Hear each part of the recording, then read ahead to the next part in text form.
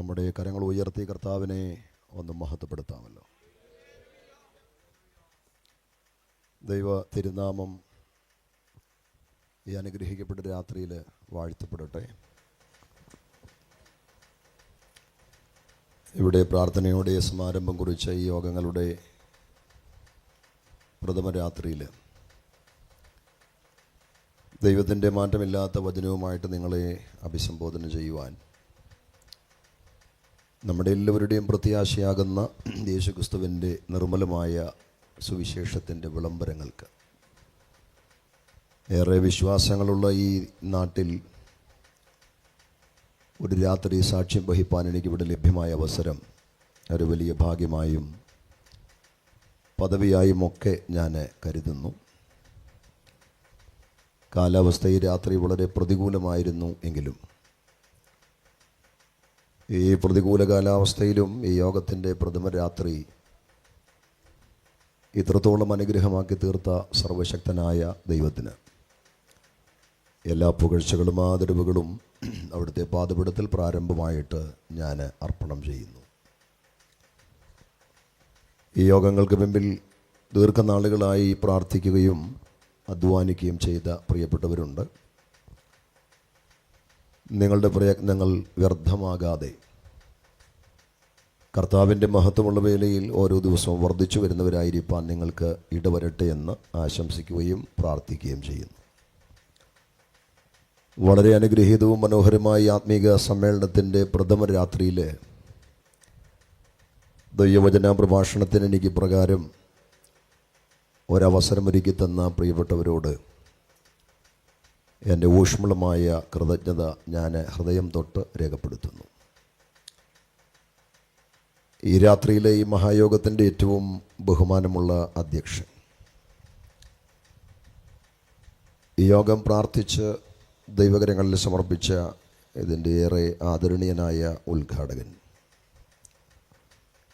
ഈ വേദിയിലെ സദസ്സിൽ ബൂസ്റ്ററായിരിക്കുന്ന ആദരണീയരായ എൻ്റെ സഹപ്രവർത്തകരെ,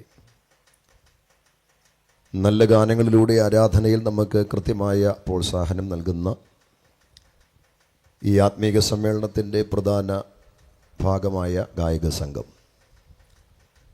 ദൈവത്തിൻ്റെ വചനത്തിൻ്റെ കേൾവിക്ക് ഇന്ന് രാത്രിയിൽ വിവിധ സ്ഥലത്തു നിന്നും ഇവിടെ സന്നിഹിതരായിട്ടുള്ള ബഹുമാനപ്പെട്ട വിശ്വാസ സമൂഹം, ഈ ശബ്ദപരിധിയിൽ വീടുകൾക്കകത്തും പുറത്തുമൊക്കെ ശാന്തമായി ഞങ്ങളെ ശ്രവിക്കുന്ന ഞങ്ങളുടെ കേൾവിക്കാർ ഏവർക്കും ഈ രാത്രിയിൽ ഞങ്ങളുടെ ഊഷ്മളമായ അഭിവാദനങ്ങൾ, സ്നേഹാഭിവാദനങ്ങൾ.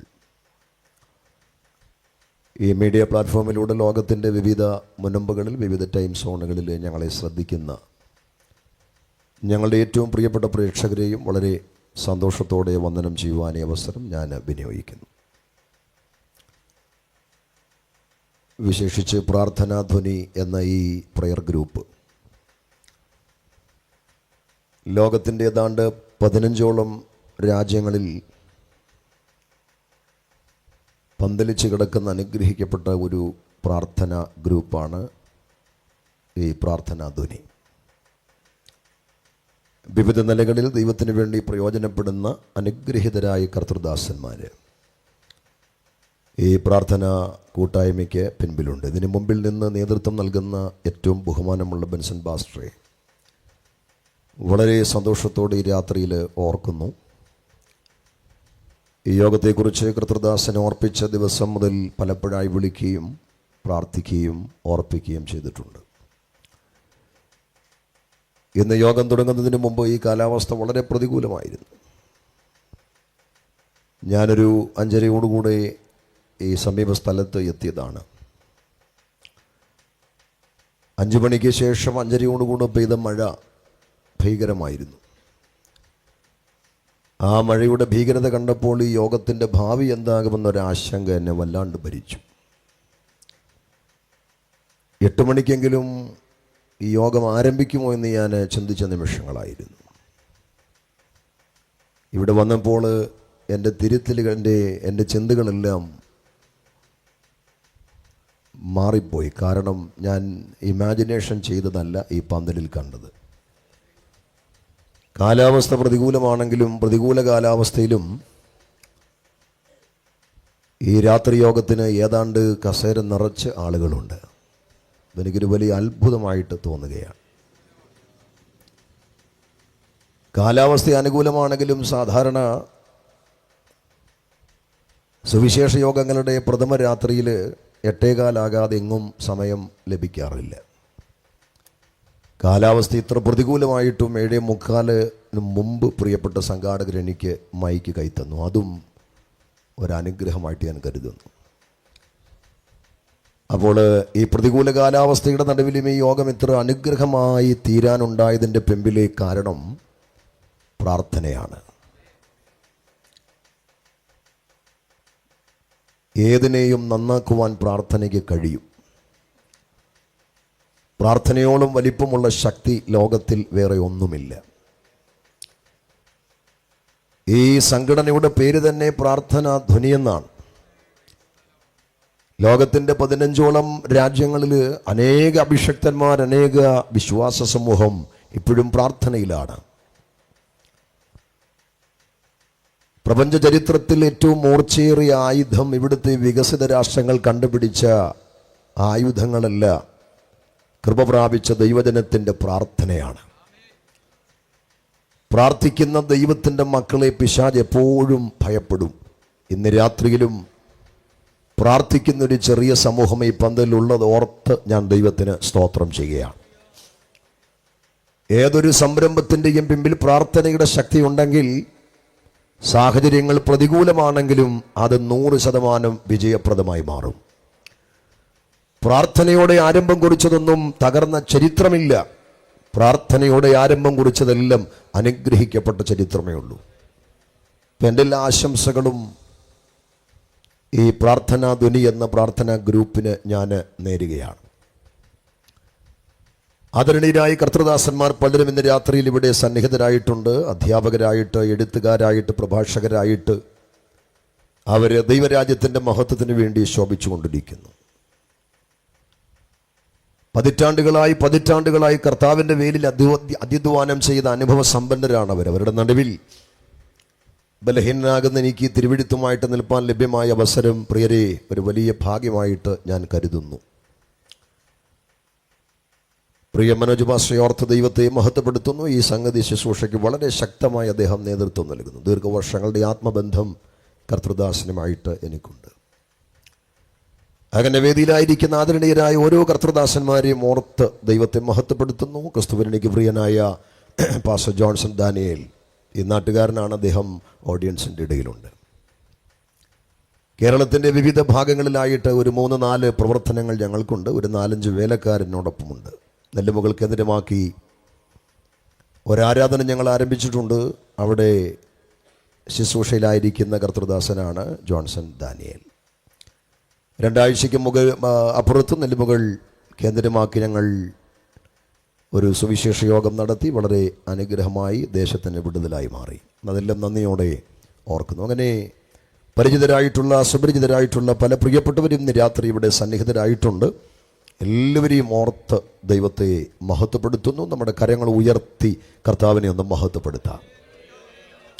ഈ രാത്രി ഞാൻ ആമുഖങ്ങൾ ഉപസംഹരിച്ച് ദൈവത്തിൻ്റെ വചനത്തിൻ്റെ ചിന്തകളിലേക്ക് പ്രവേശിപ്പാൻ ആഗ്രഹിക്കുന്നു. ഈ രാത്രിയിലെ ദൈവവചന പ്രഭാഷണത്തിന് ഉപോത്പലകമായിട്ട് നമുക്കേവർക്കും വളരെ സുപരിചിതമായ ഒരു വേദഭാഗം നിങ്ങളെ വായിച്ച് കേൾപ്പിപ്പാൻ ആഗ്രഹിക്കുന്നു. നമ്മൾ ഒരുമിച്ചാണ് ഈ രാത്രി ആ വാക്യം വായിക്കുന്നത്. എൻ്റെ പ്രഭാഷണത്തിൻ്റെ താക്കോൽ വാക്യം എല്ലാവരും ഒരുമിച്ച് വായിക്കുന്നതാണ് എനിക്കേറെ താല്പര്യം.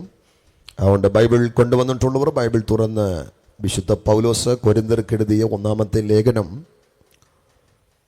1-ാമത്തെ അധ്യായത്തിൻ്റെ 22-23 വാക്യങ്ങൾ നമ്മൾക്ക് ശബ്ദമുയർത്തി വായിക്കാം. ഈ സ്റ്റേജിൽ കെട്ടിയിരിക്കുന്ന ഈ ഫ്ലക്സിൻ്റെ മുകളിൽ ആ വാക്യമാണ് പ്രിയപ്പെട്ടവർ കൊടുത്തിരിക്കുന്നത്. വളരെ അനുഗ്രഹിക്കപ്പെട്ട വേദഭാഗം നമുക്ക് ഒരുമിച്ച് ശബ്ദമുയർത്തി ഒന്ന് വായിക്കാം. യഹൂദന്മാർ അടയാളം ചോദിക്കുന്നു, യവനന്മാർ ജ്ഞാനം അന്വേഷിക്കുകയും ചെയ്യുന്നു. ഞങ്ങളോ ക്രൂശിക്കപ്പെട്ട ക്രിസ്തുവിനെ. എല്ലാവരും ശബ്ദമുയർത്തിയ വാക്യം ഒന്നുകൂടെ ഒന്ന് പറയാം. യഹൂദന്മാർ അടയാളം ചോദിക്കുകയും യവനന്മാർ ജ്ഞാനം അന്വേഷിക്കുകയും ചെയ്യുന്നു. ഞങ്ങളോ ക്രൂശിക്കപ്പെട്ട ക്രിസ്തുവിനെ ഞങ്ങളോ ക്രൂശിക്കപ്പെട്ട ക്രിസ്തുവിനെ ഈ വചനത്തിനായി നമ്മുടെ കൈകൾ ഉയർത്തി കർത്താവിനെ ഒന്ന് മഹത്വപ്പെടുത്താം. ഒരു 30-40 സെക്കൻഡ് നമ്മുടെ കരം സ്വർഗത്തിലേക്ക് ഒരു നിമിഷം ഒന്ന് ഉയർത്തിപ്പിടിക്കും. ദൈവം നല്ലവനാണ്. അതുകൊണ്ടാണ് ഈ യോഗം ഇത്ര അനുഗ്രഹമായത്. തിരമ്പി വന്ന മഴയെ ഈ യോഗത്തിന് വേണ്ടി കർത്താവ് ശാന്തമാക്കിയല്ലോ. മഴ മുൻപോട്ട് പോയിരുന്നെങ്കിൽ ഈ യോഗത്തിൻ്റെ ഭാവി ഒരു പക്ഷേ അപകടത്തിലായേനം.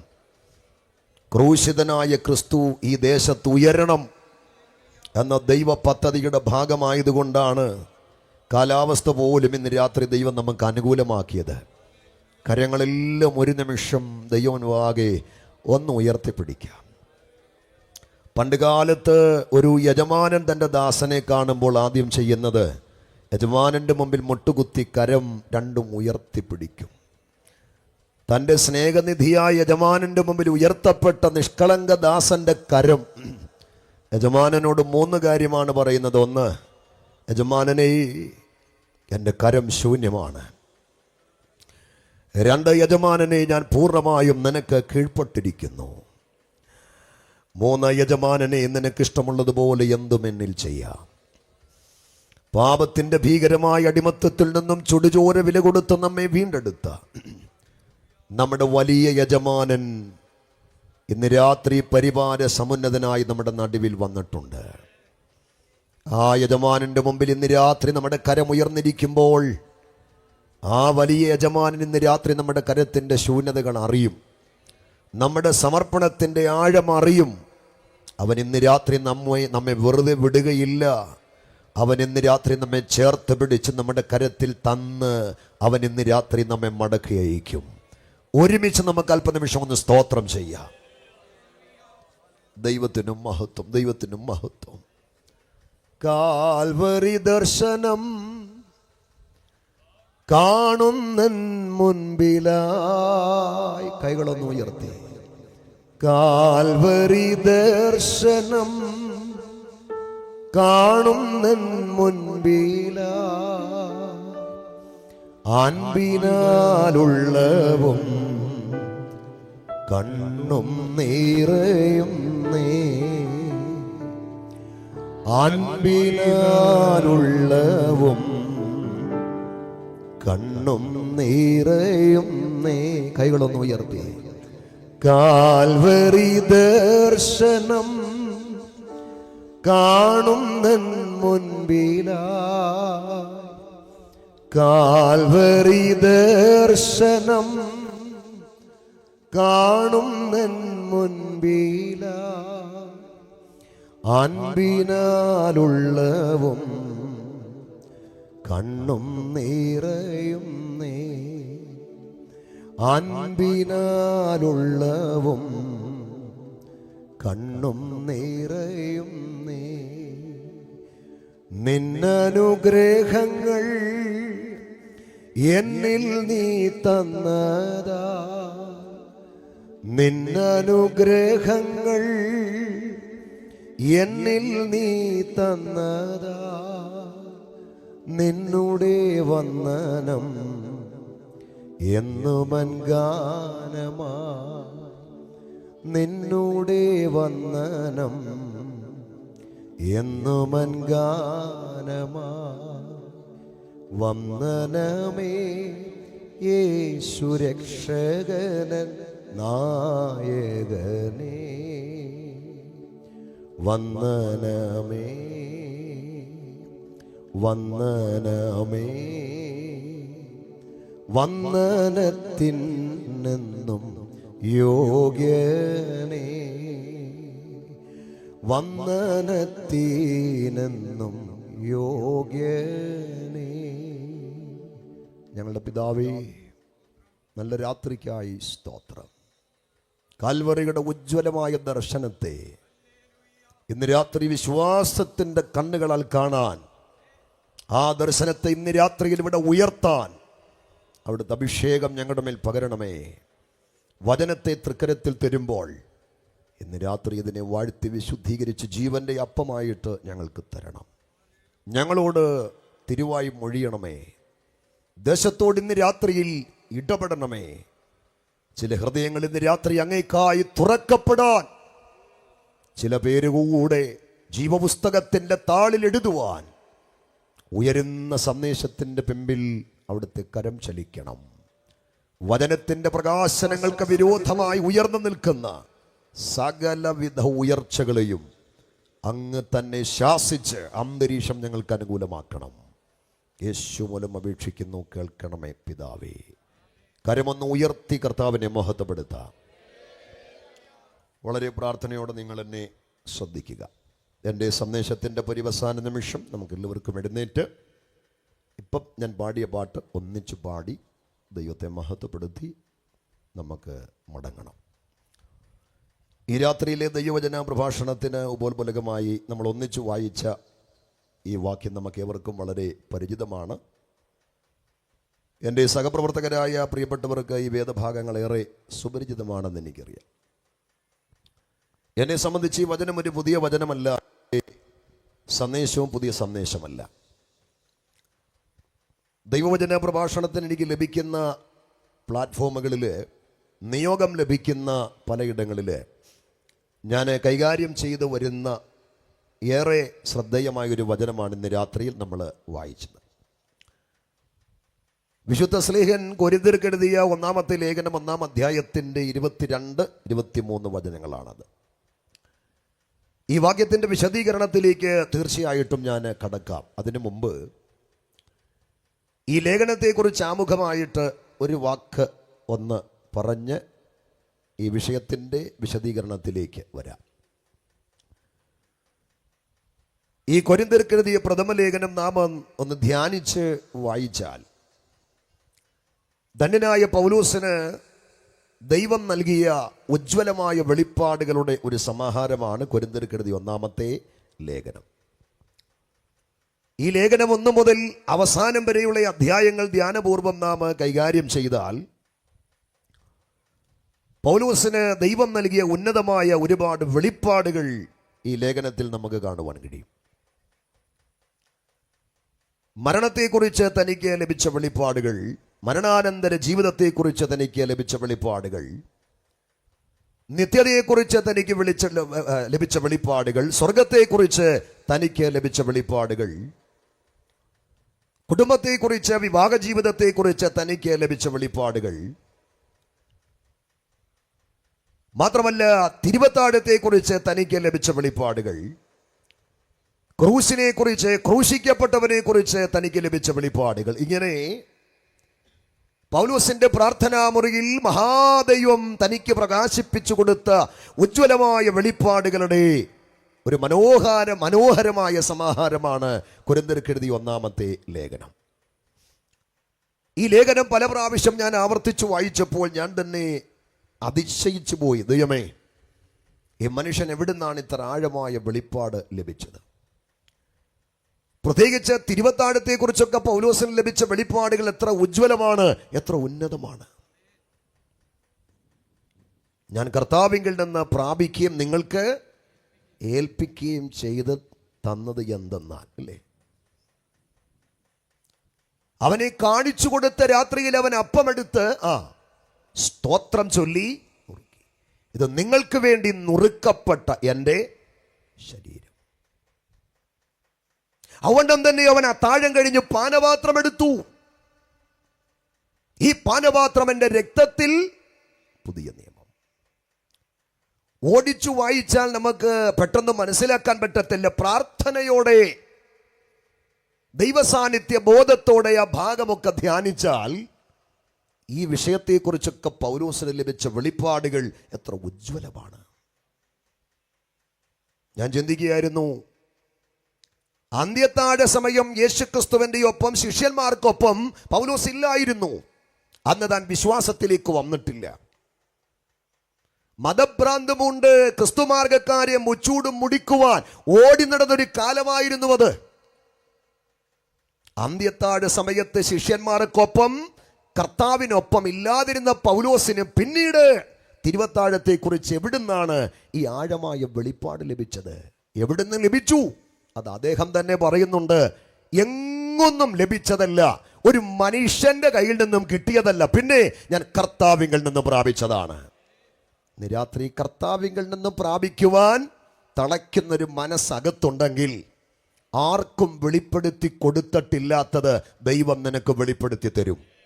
കൂടെ നടന്നവന്, കൂടെ ഇരുന്നവന്, കൂടെ പ്രവർത്തിച്ചവന്, കൂടെ പ്രാർത്ഥിച്ചവന് കിട്ടാത്ത ഉജ്ജ്വലമായ ആഴമായ വെളിപ്പാട് നമുക്ക് വേണമെങ്കിൽ ഒരു കാര്യം നാം തയ്യാറാവണം, അവങ്കിൽ നിന്നും പ്രാപിപ്പാൻ നാം തയ്യാറാകണം.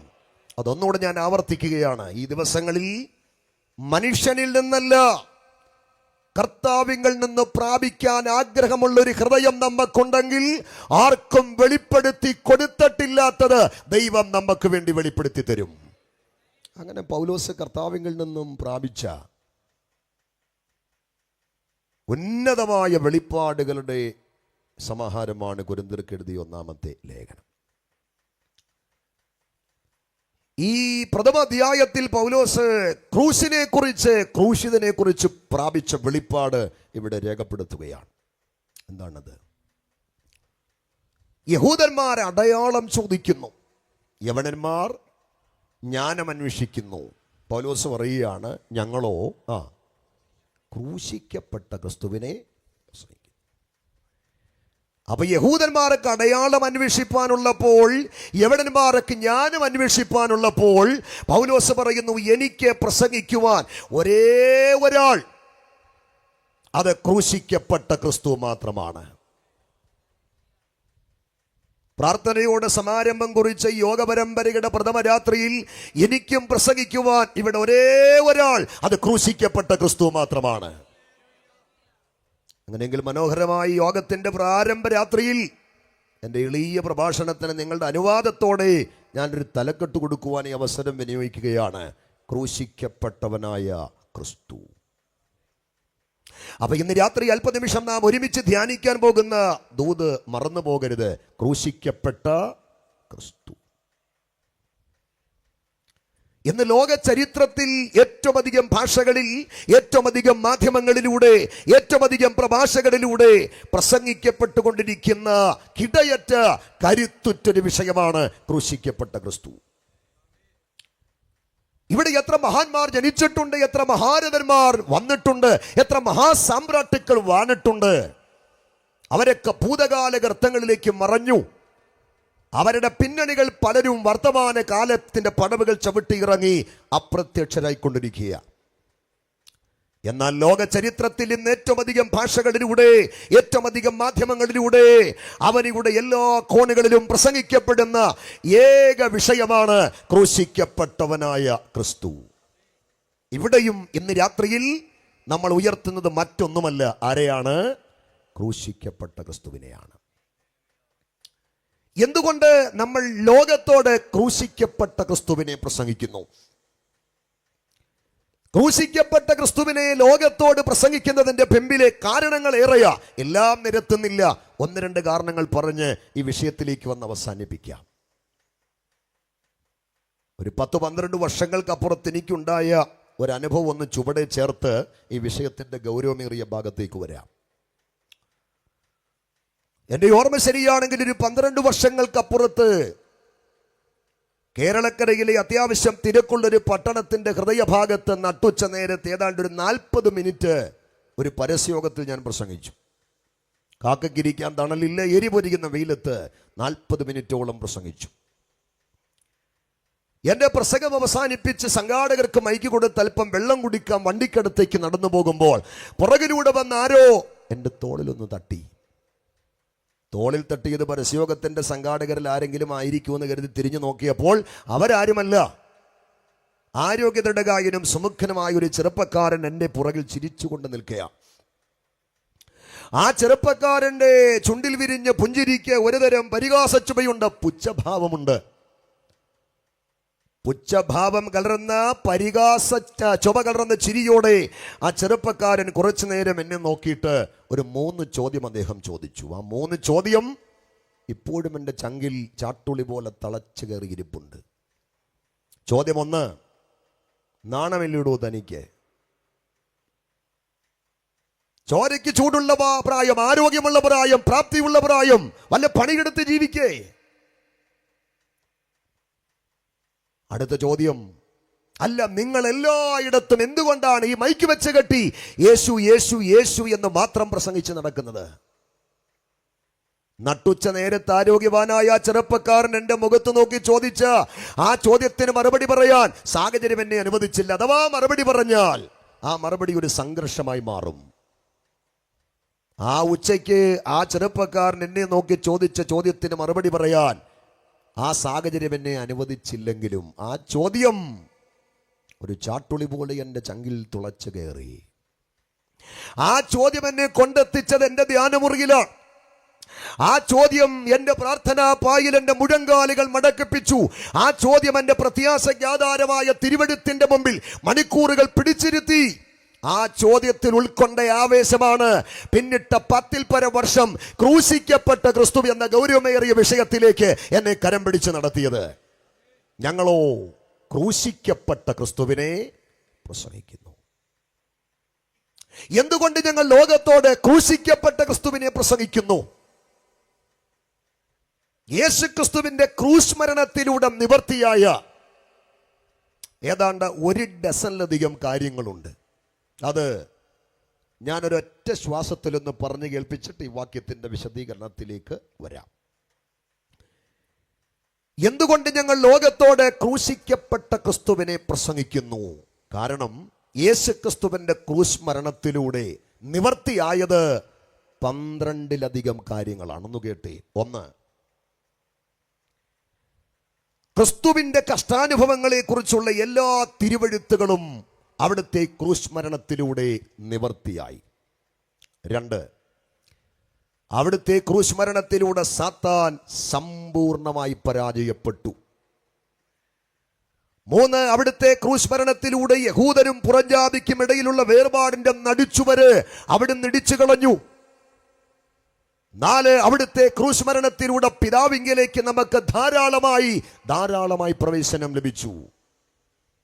5, അവിടുത്തെ ക്രൂശ് മരണത്തിലൂടെ മരണത്തിന്റെ കർത്തൃത്വത്തെ എന്നേക്കുമായി അവിടുന്ന് അവസാനിപ്പിച്ചു.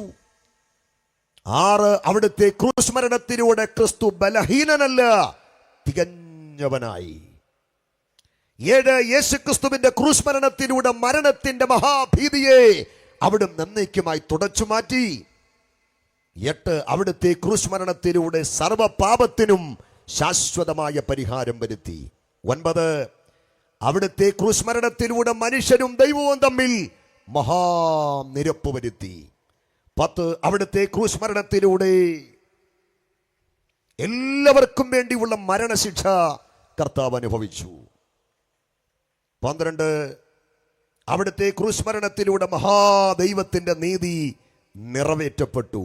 13, അവിടുത്തെ ക്രൂശ് മരണത്തിലൂടെ പഴയ പ്രമാണത്തെ മായ്ച്ചു കളഞ്ഞിട്ട് പുതിയ നിയമത്തെ അവിടുന്ന് ഉറപ്പിച്ചു. ഞങ്ങളോ ആരെ പ്രസംഗിക്കുന്നു? ക്രൂശിക്കപ്പെട്ട ക്രിസ്തുവിനെ പ്രസംഗിക്കുന്നു. എന്തുകൊണ്ട് ഞങ്ങൾ ലോകത്തോട് ക്രൂശിക്കപ്പെട്ട ക്രിസ്തുവിനെ പ്രസംഗിക്കുന്നു? കാരണങ്ങളെല്ലാം കൂടെ ചേർത്തു വെച്ചൊറ്റ വാക്കിൽ പറഞ്ഞാൽ മറ്റൊരുത്തനിലും രക്ഷയില്ല. മാനവകുലം മുഴുവൻ രക്ഷിക്കപ്പെടുവാൻ ആകാശത്തിന്റെ കീഴിൽ മനുഷ്യരുടെ ഇടയിൽ യേശുക്രിസ്തുവിന്റെ നാമമല്ലാതെ നൽകപ്പെട്ട വേറെ ഒരു നാമവും ഇല്ലാത്തത് കൊണ്ട് ലോകത്തോട് ഞങ്ങൾ ക്രൂശിക്കപ്പെട്ട ക്രിസ്തുവിനെ പ്രസംഗിക്കുന്നു. രാത്രി എന്റെ കേൾവിക്കാരെ, ക്രൂശിക്കപ്പെട്ട ക്രിസ്തു എന്ന ഗൗരവമേറിയ വിഷയം ഇന്ന് രാത്രി ഞാൻ ഇവിടെ അവതരിപ്പിക്കുമ്പോൾ ക്രൂശിക്കപ്പെട്ട ക്രിസ്തു എന്ന വിഷയത്തിലൂടെ ക്രൂശിക്കപ്പെട്ടവനായ ക്രിസ്തുവിനെ ഇന്ന് രാത്രിയിൽ അല്പമായി ഞാൻ ഒന്ന് വരച്ചു കാണിക്കുമ്പോൾ 2 പ്രധാനപ്പെട്ട കാര്യങ്ങളാണ് ക്രൂശിക്കപ്പെട്ട ക്രിസ്തു എന്ന വിഷയത്തിൽ നിന്നുകൊണ്ട് എനിക്ക് ഓർപ്പിക്കാനുള്ളത്. അത് രണ്ടും പറഞ്ഞെങ്കിൽ ഈ ക്രൂശിക്കപ്പെട്ട ക്രിസ്തു എന്ന വിഷയം എനിക്കിന്ന് രാത്രി പൂർണ്ണമാക്കാൻ പറ്റൂ. 1, എന്താണ് ക്രൂശ് മരണം? 2, എന്തിനാണ് യേശുക്രിസ്തുവിനെ ക്രൂശിച്ചത്? ക്രൂശിക്കപ്പെട്ട ക്രിസ്തു എന്ന ഗൗരവമേറിയ വിഷയം ഇന്ന് രാത്രി ഞാൻ ഇവിടെ വിളംബരം ചെയ്യുമ്പോൾ, ക്രൂശിക്കപ്പെട്ട ക്രിസ്തുവിനെ ഇന്ന് രാത്രി ഈ പന്തലിൽ ഞാൻ വരച്ചു കാണിക്കുമ്പോൾ അതിനകത്ത് നിന്ന് രണ്ട് ഗൗരവമേറിയ കാര്യമാണ്. ഒന്ന്, രണ്ട് എന്ന ക്രമത്തിൽ എനിക്കിവിടെ ഓർപ്പിക്കാനുള്ളത്. ഒന്ന്, എന്താണ് ക്രൂശ് മരണം? രണ്ട്, എന്തിനാണ് കർത്താവായ യേശുക്രിസ്തുവിനെ ക്രൂശിച്ചത്? എന്താണ് ക്രൂശ് മരണമെന്ന് ചോദിച്ചാൽ എന്റെ കേൾവിക്കാരായ നിങ്ങൾക്ക് പറയാൻ ഇഷ്ടം പോലെ മറുപടി ഉണ്ടെന്ന് എനിക്കറിയാം. എത്രയോ നാളുകളായി നമ്മുടെ ആലയങ്ങളിലൊക്കെ നമ്മൾ ക്രൂശീകരണത്തെ കുറിച്ച് കേൾക്കുന്നു. നമ്മുടെ പ്രഭാഷണ വേദികളിൽ എത്രയോ പതിറ്റാണ്ടായി ക്രൂശീകരണത്തെ കുറിച്ച് കേൾക്കുന്നു. എന്നേക്കാൾ നന്നായി ക്രൂശീകരണത്തെ പ്രസംഗിക്കുവാൻ പ്രാപ്തരായ കർത്തൃദാസന്മാർ എൻ്റെ മുൻപിലും പിൻപിലും ഒക്കെ ഉണ്ട്. 10 മിനിറ്റ് മുൻപോട്ട് വിളിച്ച് മൈക്ക് കൊടുത്താൽ വളരെ മനോഹരമായി ക്രൂശ് മരണത്തെ വിവരിക്കുവാൻ പ്രാപ്തരായ വിശ്വാസ സമൂഹമാണ് ഈ വെള്ളവിരിപ്പിന്റെ കീഴിലിരിക്കുന്ന എൻ്റെ കേൾവിക്കാർ. അപ്പോൾ നിങ്ങളെ സംബന്ധിച്ചിടത്തോളം എന്താണ് ക്രൂശ് മരണമെന്ന് ഞാൻ വിശദീകരിക്കേണ്ട കാര്യമില്ല, നിങ്ങൾക്ക് നന്നായി അറിയാം. പക്ഷെ പുറത്ത് വീടുകൾക്കകത്തും വെളിയിലുമൊക്കെ എന്നെ ശ്രദ്ധിക്കുന്ന ബഹുമാനമുള്ള ചില കേൾവിക്കാരുള്ളത് കൊണ്ട് അവരെന്ന് മനസ്സിലാക്കാൻ ഒറ്റ വാക്കിൽ പറയാം, എന്താണ് ക്രൂശ് മരണം? ഒറ്റ വാക്കിൽ പറഞ്ഞാൽ, അക്കാലഘട്ടങ്ങളിൽ ഭീകരമായ കുറ്റം ചെയ്യുന്ന കൊടും കുറ്റവാളിക്ക് കൊടുക്കുന്ന മാരകമായ മൃഗീയമായ മനുഷ്യത്വ ബോധമില്ലാത്ത ഒരു ശിക്ഷാ നടപടിയാണ് എന്ത്? ക്രൂശ് മരണം. ഇത്രയേ ഉള്ളൂ. എന്താണ് ക്രൂശ് മരണം? ഭീകരമായ കുറ്റം ചെയ്യുന്ന ഒരു കുറ്റവാളിക്ക് അന്ന് കൊടുക്കുന്ന മൃഗീയമായ മാരകമായ ഒരു ശിക്ഷാ നടപടിയാണ് ക്രൂശ് മരണമെങ്കിൽ, അന്നൊരു കുറ്റവാളി ക്രൂശ് മരണത്തിന് വിധിക്കപ്പെട്ടാൽ അവനെ ക്രൂശിക്കാൻ കൊണ്ടുപോകുന്ന രംഗം മൃഗീയമാണ്. അതൊന്ന് കേൾക്കണം. ഒരു കുറ്റവാളിയെ പണ്ട് ക്രൂശ് മരണത്തിന് വിധിച്ചാൽ അയാളെ വെറുതെ പിടിച്ച് തല്ലിക്കൊന്ന് ക്രൂശിക്കത്തില്ല. പിന്നെ അയാളെ ക്രൂശിക്കാൻ കൊണ്ടുപോകുന്ന രംഗം ഹൃദയഭേദകമാണ്. അയാൾ എന്ത് തെറ്റിന്റെ പേരിൽ ക്രൂശിക്കപ്പെടുന്നു അത് ലോകമറിയണം. അതുകൊണ്ട് ആ കുറ്റവാളി ചെയ്ത കുറ്റം എന്തു തന്നെയാണെങ്കിലും സകല മനുഷ്യരും വായിക്കത്തക്ക ക്രമത്തിൽ വലിപ്പമുള്ളൊരു പലകമേൽ അതെഴുതി പരസ്യമായി ആ കുറ്റവാളിയുടെ കഴുത്തിൽ കെട്ടിത്തൂക്കി അടിച്ച് അടിച്ച് അടിച്ചാണ് അയാളെ ക്രൂശിക്കാൻ കൊണ്ടുപോകുന്നത്. ഉദാഹരണം, ഞാൻ ക്രൂശ് മരണത്തിന് വിധിക്കപ്പെട്ടൊരു കുറ്റവാളിയാണെങ്കിൽ എന്നെ വെറുതെ പിടിച്ച് തല്ലിക്കൊന്ന് ക്രൂശിക്കത്തില്ല പ്രിയരേ. ഞാൻ ചെയ്ത കുറ്റം എന്താണെന്ന് സമൂഹം അറിയണം. അതുകൊണ്ട് ഞാൻ ചെയ്ത കുറ്റം എന്ത് തന്നെയാണെങ്കിലും അത്യാവശ്യം വലിപ്പമുള്ള പലകമേൽ ആ കുറ്റസംഗതി മുഴുത്തി അക്ഷരത്തിൽ ഉരുട്ടി എഴുതും. എന്നിട്ട് എല്ലാവരും വായിക്കത്തക്ക ക്രമത്തിൽ പരസ്യമായി ആ കുറ്റസംഗതി എഴുതിയ പലക എൻ്റെ കഴുത്തെ കെട്ടിത്തൂക്കിയിട്ട് തല്ലി തല്ലി തല്ലി തല്ലിയാണ് കുറ്റവാളിയായി എന്നെ ക്രൂശിക്കാൻ കൊണ്ടുപോകുന്നത്. അപ്പൊ കുറ്റവാളിയായ ഞാൻ ക്രൂശ് മരണം വഹിപ്പാൻ ശിക്ഷാസ്ഥലത്തേക്ക് നടന്നു പോകുമ്പോൾ ഈ കാഴ്ച കാണാൻ ഞാൻ പോകുന്ന വഴിത്താരയുടെ ഇരുവശങ്ങളിലും നൂറുകണക്കിന് ആളുകൾ തിങ്ങിക്കൂടി നിൽക്കും. ഈ തിങ്ങിക്കൂടി നിൽക്കുന്ന ആളുകൾ എങ്ങോട്ടാ നോക്കുന്നറിയാമോ? എന്നെയാ നോക്കുന്നത്. എങ്ങോട്ടാ നോക്കുന്നത്? എൻ്റെ മുഖത്തോട്ടല്ല നോക്കുന്നത്. തോളിൽ ക്രൂശുണ്ടേ അങ്ങോട്ടല്ല നോക്കുന്നത്. എന്നെ അടിക്കുന്ന പട്ടാളക്കാരുണ്ടേ അവരെയല്ല നോക്കുന്നത്. ശിക്ഷ അനുഭവിക്കുവാൻ ശിക്ഷാസ്ഥലത്തൂടെ നടന്നു പോകുന്ന എന്നെ ഇരുവശത്ത് നിൽക്കുന്ന ആളുകൾ ആകാംക്ഷയോടെ നോക്കുന്നത് എങ്ങോട്ടാണെന്നറിയാമോ? എൻ്റെ കഴുത്തിൽ കെട്ടിത്തൂക്കിയിരിക്കുന്ന കുറ്റസംഗതി എഴുതിയ പലകത്തുണ്ടിനകത്തേക്കാ. അതിനകത്ത് കുലപാതകമെന്നോ രാജ്യദ്രോഹമെന്നോ ചതിവെന്നോ മോഷണമെന്നോ ഒക്കെ ഉണ്ടെങ്കിൽ ഇരുവശത്തും നിൽക്കുന്ന ആളുകൾ അനങ്ങാപ്പാറ നയത്തിൽ നിൽക്കത്തില്ല. പിന്നെ അവർ പൊട്ടിച്ചിരിച്ച് കൈകൊട്ടിയാർ തുല്ലസിച്ചു പറയും, കൊള്ളാം കൊള്ളാം കൊള്ളാം, ഇവൻ ഈ ശിക്ഷയ്ക്ക് പാത്രീഭൂതനാണ്, ഇവൻ ഈ ശിക്ഷയ്ക്ക് 100% അർഹനാണ്.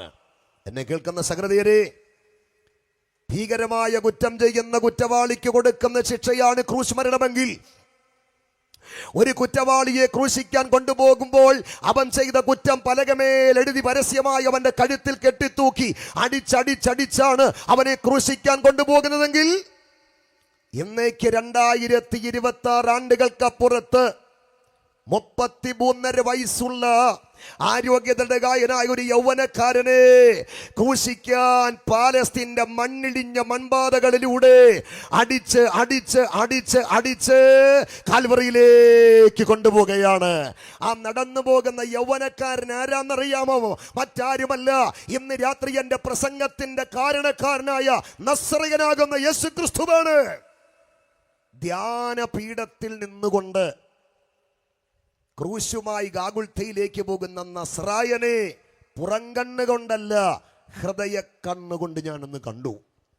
2025 ആണ്ടുകൾക്കപ്പുറം പാലസ്തീന്റെ മണ്ണിടിഞ്ഞ കുരിശിന്റെ വഴിയിലൂടെ ആയിരക്കണക്കിന് മുറിവ് മേലാപാത ചൂടമേറ്റ് 150 കിലോ തൂക്കം വരുന്ന 16 അടി നീളം വരുന്ന ഒരു വലിയ മരക്കുരിശ് തോളിൽ വെച്ച് 350ഓളം വരുന്ന പട്ടാളക്കാരുടെ 50ഓളം വരുന്ന കുതിര പട്ടാളക്കാരുടെ അടിയേറ്റ് വേച്ചും വിറച്ചും വീണും എഴുന്നേറ്റും ആടിയും ഉലഞ്ഞും വണ്ടിക്കാള വണ്ടി വലിക്കുന്ന പോലെ ക്രൂശും വഹിച്ച് ഗാഗുൽത്തയുടെ നെറുകയിലേക്ക് നടന്നു പോകുന്ന എന്റെ നസ്രായനെ ധ്യാനപീഠത്തിൽ നിന്നുകൊണ്ട് ഹൃദയ കണ്ണുകൊണ്ട് ഞാനെന്ന് കണ്ടു. അപ്പോൾ അവനിൽ ആശ്ചര്യമുളവാക്കിയ ഒരു കാഴ്ച ഞാൻ കണ്ടു. ആ കാഴ്ച എന്താണെന്നറിയാമോ? ക്രൂശുമായി ഗാഗുൽത്തയിലേക്ക് നടന്നു പോകുന്ന നസ്രായനെ ധ്യാനപീഠത്തിൽ ആത്മക്കണ്ണുകൾ കൊണ്ട് കണ്ടപ്പോൾ അവന്റെ തലയിൽ മുൾക്കിരീടമുണ്ട് സത്യം, അവന്റെ ശരീരത്തിൽ ധൂമ്രവസ്ത്രമുണ്ട് സത്യം, അവന്റെ തോളിൽ ഭാരമേറിയ മരക്കുരിശുണ്ട് സത്യം, ഇടത്തും വലത്തും മാരകമായി അവനെ അടിക്കുന്ന പടയാളികളുണ്ട് സത്യം. പക്ഷേ ഞാൻ അവനെ ഒന്ന് സൂക്ഷിച്ചു നോക്കിയപ്പോൾ എന്നിൽ ആവേശമുളവാക്കിയ ഒരു കാഴ്ച ഞാൻ ക്രിസ്തുവിൽ കണ്ടു. ആ കാഴ്ച എന്താണ്? അവന്റെ കഴുത്തിൽ ഒരു കുറ്റസംഗതി എഴുതിയ പലകത്തുണ്ടും തൂങ്ങിക്കിടക്കുന്നില്ല. തൂക്കിക്കെട്ടുവാൻ ആർക്കും ധൈര്യമുണ്ടായില്ല. എന്താ ഇത് ലോകത്തോട് പറയുന്നത്? പ്രപഞ്ച ചരിത്രത്തിൽ ഒരപരാധവും ചെയ്യാതെ, ഒരനീതിയും ചെയ്യാതെ, ഒരു തിന്മയും ചെയ്യാതെ ക്രൂശ് മരത്തിൽ തൂങ്ങിയ നീതിമാനും നിഷ്കളങ്കനുമായ ഒരു വ്യക്തി പ്രഭാവമുണ്ടെങ്കിൽ അത് ഇന്ന് രാത്രി ഞങ്ങൾ പ്രസംഗിക്കുന്ന നസ്രയനാകുന്ന യേശുക്രിസ്തുവാണ്. അതുകൊണ്ട് ഞങ്ങളോ ക്രൂശിക്കപ്പെട്ട ക്രിസ്തുവിനെ പ്രസംഗിക്കുന്നു. അക്കരമുയർത്തിയവനെ ഒന്ന് മഹത്വപ്പെടുത്താം. ക്രൂശിക്കാൻ കൊണ്ടുപോകുന്നവന്റെ കഴുത്തിൽ കുറ്റസംഗതി എഴുതി കെട്ടിത്തൂക്കും. പക്ഷെ നസ്രായന്റെ കഴുത്തിൽ ഒരു കുറ്റസംഗതി എഴുതിയ പലകത്തുണ്ടും തൂങ്ങിയാടുന്നില്ല. തൂക്കിക്കെട്ടാൻ ഒരുത്തനും ധൈര്യമുണ്ടായില്ല. കാരണം ഒരു തെറ്റും ചെയ്യാതെ ക്രൂശിൽ തൂങ്ങിയ നീതിമാനാണ് ഇന്ന് രാത്രി ഞാൻ പ്രസംഗിക്കുന്ന കർത്താവായ യേശുക്രിസ്തു. പിന്നെ ക്രൂശുമായി ഗാഗുൽത്തയിലേക്ക് പോകുമ്പോൾ കുറ്റസംഗതി എഴുതിയ പലകത്തുണ്ടൊന്നും അവിടുത്തെ കഴുത്തിൽ കെട്ടി തൂക്കിയിട്ടില്ല. പിന്നെ ചരിത്രത്തിൽ ഇങ്ങനൊരു ഭാഗം മങ്ങിക്കിടപ്പുണ്ട്. ക്രൂശുമായി നാഥൻ ഗാഗുൽത്തയിലേക്ക് നടന്നു പോകുമ്പോഴേ ക്രൂശുമായി നടന്നു പോകുന്ന നസ്രയനാകുന്ന യേശുവിന്റെ മുമ്പിൽ കരുത്തനായ ഒരു പട്ടാളക്കാരൻ ഒരു പലക കഷണം ഉയർത്തിപ്പിടിച്ച് ദാണ്ട നടന്നു പോകുന്നുണ്ട്.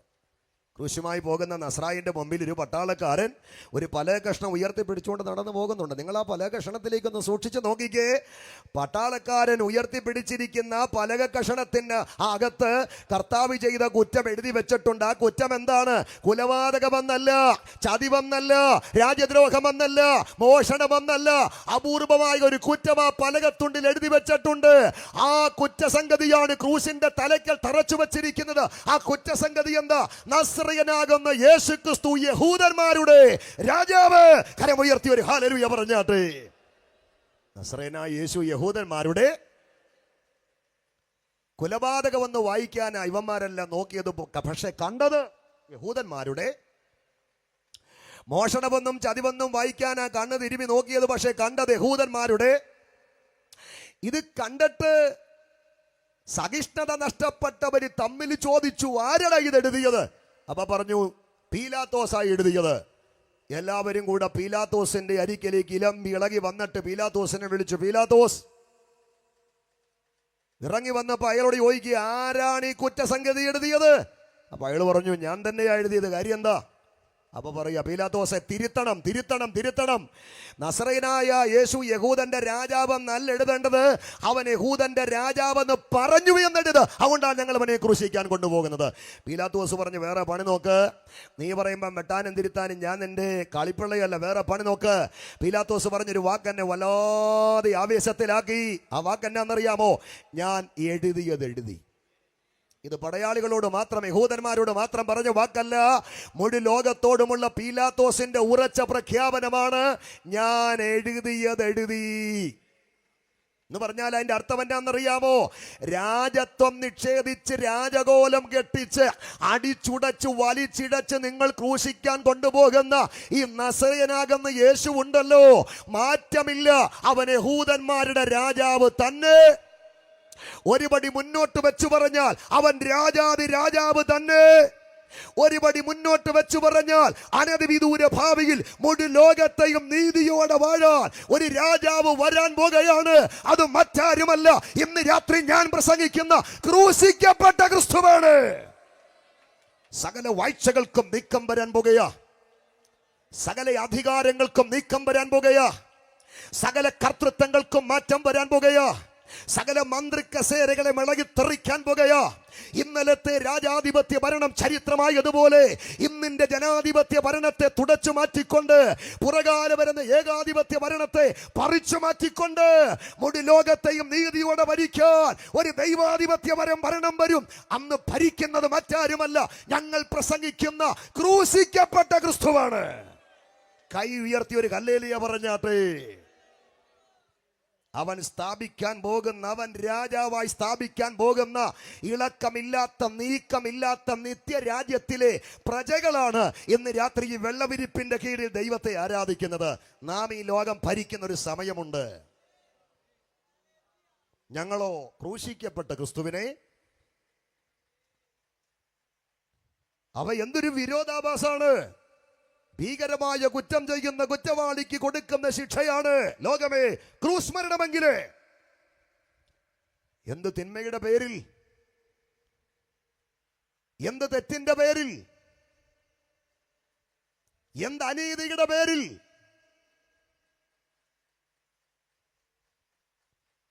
നിങ്ങൾ യേശുക്രിസ്തുവിനെ ക്രൂശിച്ചത്? എന്തെങ്കിലും തെറ്റവൻ ചെയ്തോ? ഭീകര കുറ്റം ചെയ്യുന്ന കുറ്റവാളിക്ക് കൊടുക്കുന്ന ശിക്ഷയാണ് ക്രൂശ് മരണമെങ്കിൽ എന്റെ ചോദ്യം, എന്ത് തിന്മയുടെ പേരിലാണ് അന്നത്തെ മതരാഷ്ട്രീയ സാംസ്കാരിക ശക്തികൾ, യഹൂദന്മാർ, പടയാളികൾ യേശുക്രിസ്തുവിനെ ക്രൂശിച്ചത്? എന്തെങ്കിലും തെറ്റവൻ ചെയ്തോ?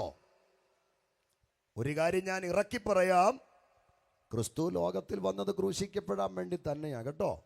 മഹാദയ്യമായവൻ 2000 ആണ്ടുകൾക്കപ്പുറം മഹത്വം ഉരിഞ്ഞു കളഞ്ഞ് മാനവാകാരം സ്വീകരിച്ച് വിണ്ണിനോട് വിട പറഞ്ഞ് പാപം നിറഞ്ഞ ഈ മണ്ണിൽ ഒരു മനുഷ്യനായി അവതരിച്ചത് മാനവജാതികളുടെ പാപത്തിന്റെ പരിഹാരത്തിന് വേണ്ടി ക്രൂശിക്കപ്പെടാനാണ്. അതാണ് ഇസ്രായേലിന്റെ തലക്കനം എന്ന പ്രവാചകൻ മോശ പണ്ട് പറഞ്ഞത്. രക്തം ചിന്തിയല്ലാതെ പറ. ആ മോശയിക പ്രവചനത്തിന്റെ ചുരുൾ നിവർത്തിയാക്കാനാ കാലത്തിന്റെ തികവിൽ കന്യകാമറിയത്തിന്റെ ഉദരം കടമെടുത്ത് കാലത്തിന്റെ കതിരവനായ ക്രിസ്തു ലോകത്തിൽ വന്നത് ക്രൂശിക്കപ്പെടാൻ വേണ്ടി തന്നെയാ. അതവിടെ നിൽക്കട്ടെ. അവിടുത്തെ ക്രൂശുമരണത്തെ കുറിച്ചൊക്കെ അവിടുത്തെ ജനനത്തിന്റെ എത്രയോ നൂറ്റാണ്ടുകൾക്ക് മുമ്പ് പ്രവാചകർ പ്രവചിച്ചു വെച്ചിട്ടുണ്ട്. അതെല്ലാം വിവരിക്കാൻ നേരമില്ല. അപ്പൊ ക്രിസ്തു ലോകത്തിൽ വന്നത് ക്രൂശിക്കപ്പെടാൻ വേണ്ടി തന്നെയാ. എങ്കിലും അവനെ ക്രൂശിക്കാൻ അവർ കണ്ടുപിടിച്ച കാരണം എന്നാ? എന്ത് തെറ്റിന്റെ പേരിലാ അവരവനെ ക്രൂശിച്ചത്? ഞാൻ ചോദിച്ചോട്ടെ, എന്തെങ്കിലും തെറ്റ് നമ്മുടെ കർത്താവ് ചെയ്തോ? ചെയ്തോ?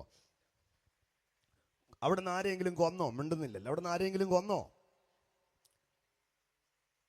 ഏതെങ്കിലും കൊലപാതകത്തിന് ആഹ്വാനം ചെയ്തോ? ആരെങ്കിലും ചതിച്ചോ? ആരെങ്കിലും മോഷ്ടിച്ചോ? ഒരു തെറ്റും ചെയ്തിട്ടില്ലെന്ന്. അവനെ പല കോടതികളിലും മാറി മാറി വിസ്തരിച്ചു. പല കോടതികളിലും, മതകോടതികളിലും സിവിൽ കോടതികളിലുമൊക്കെ കർത്താവിനെ മാറി മാറി വിസ്തരിച്ചു. പക്ഷെ വിസ്തരിച്ച ഒറ്റ കോടതികളിലെ ഒറ്റ ന്യായാധിപന്മാർക്കും അവനിൽ ഒരു തെറ്റും ചൂണ്ടിക്കാണിക്കാൻ കഴിഞ്ഞില്ല. അത് കേൾക്കുമ്പോൾ നിങ്ങൾക്ക് സന്തോഷമില്ലേ? ആമേൻ.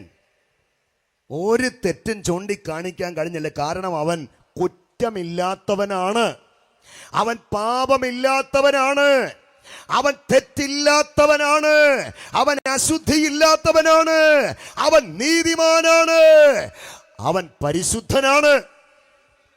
യോഗത്തിന്റെ പ്രഥമ രാത്രിയിൽ നാം ആരാധിക്കുന്നത് ഒരു കുറ്റവാളിയെ അല്ല, ഒരു ചതിയനെയല്ല, ഒരു വഞ്ചകനെയല്ല, ഒരു രാജ്യദ്രോഹിയല്ല, ഒരു കുലപാതകനെയല്ല, ഒരു അക്രമിയല്ല. ഇന്ന് രാത്രി മണ്ണ് തൊട്ട് മാനം മുട്ടി നിൽക്കുന്ന ആവേശത്തോടെ നാം ഉയർത്തുന്നത് പാപമില്ലാത്ത പരിശുദ്ധനായ ഒരുവനെയാണ്. അവൻ പരിശുദ്ധനാണ്. എത്ര തെളിവ് തരാം? തെളിവെല്ലാം നിരത്താൻ നേരമില്ലാത്തതുകൊണ്ട് ഒറ്റ കാര്യം പറയാം. അവനെ വിസ്തരിച്ച ഒറ്റ കോടതികൾക്കും അവനിൽ ഒരു തെറ്റും ചൂണ്ടിക്കാണിക്കാൻ കഴിഞ്ഞില്ല. ഞാൻ പലയിടത്തും പറയാറുള്ളൊരു കാര്യം എവിടെയും ആവർത്തിക്കുക. പീലാത്തോസ് ഒടുക്കം യേശുവിനെ വിസ്തരിക്കുക, തെറ്റുവല്ല ഉണ്ടോയെന്നറിയാൻ. അയാൾ മറിഞ്ഞും തിരിഞ്ഞും എല്ലാം വിസ്തരിച്ചു. വിസ്തരിച്ച ശേഷം പീലാത്തോസ് കരമാഞ്ഞു കുടഞ്ഞു പറഞ്ഞ വിധി എന്നാ? ഇവനിൽ ഒരു തെറ്റുമില്ലെന്നാ പീലാത്തോസ് പറഞ്ഞത്. ഇവനിൽ ഒരു തെറ്റും ഇല്ല. പക്ഷെ പീലാത്തോസ് യേശുവിനെ വിസ്തരിച്ചുകൊണ്ട് നിൽക്കുമ്പോൾ അവിടെ ഒരു കാര്യം നടന്നു. എന്നാന്നറിയാമോ? കരുത്തനായ ഒരു പടയാളി പീലാത്തോസിന്റെ കയ്യിൽ ഒരു കത്ത് മടക്കി കൊണ്ടു കൊടുത്തു. വിസ്താരവേളയിൽ പീലാത്തോസിന്റെ കയ്യിൽ കിട്ടിയ കത്ത് നിവൃത്തി അയാൾ ആർത്തിയോടെ വായിച്ചപ്പോൾ ആ കത്ത് ആരെഴുതിയതാണെന്നറിയാമോ? തൻ്റെ പ്രാണന്റെ പാതിയായ ഭാര്യ എഴുതി കൊടുത്തു വിട്ട കത്ത്. ആ കത്തിയാണെന്ന് വായിക്കുക. ഉറങ്ങുന്നവരൊന്ന് ശ്രദ്ധിച്ച് കത്ത് വായിച്ച് നിർത്തിയിട്ട് ഉറങ്ങിക്കോ. ആ കത്തിനകത്ത് അവൾ എഴുതി എന്നാന്നറിയാമോ? എൻ്റെ പ്രിയനെ, കഴിഞ്ഞ രാത്രി ഞാൻ ഉറങ്ങാൻ കിടന്നു, എനിക്ക് ഉറക്കം നിദ്ര എൻ്റെ കൺപോളകളെ പലവട്ടം തഴുകി, പക്ഷെ ഉറക്കം എന്നെ വിട്ടുപോയി. കഴിഞ്ഞ രാത്രി ഉറങ്ങാൻ കിടന്നിട്ടും നിദ്ര എൻ്റെ കണ്ണുകളെ തഴുകിയിട്ടും എന്താ എനിക്ക് ഉറങ്ങാൻ കഴിയാതെ പോയത്? നീ എൻ്റെ കൂടെ ഇല്ലാഞ്ഞത് കൊണ്ടല്ല, നിന്റെ സാന്നിധ്യം എനിക്കൊപ്പം ഇല്ലാതിരുന്നത് കൊണ്ടല്ല. പിന്നെ ഇപ്പോൾ നീ വിസ്തരിച്ചു കൊണ്ട് നിൽക്കുന്ന നീതിമാനായ മനുഷ്യന്റെ മുഖം കഴിഞ്ഞ രാത്രി മുഴുവൻ ഒരു സൂര്യനെ പോലെ എൻ്റെ മുമ്പിൽ ജ്വലിച്ച് പ്രകാശിച്ച് നിൽക്കുകയായിരുന്നു.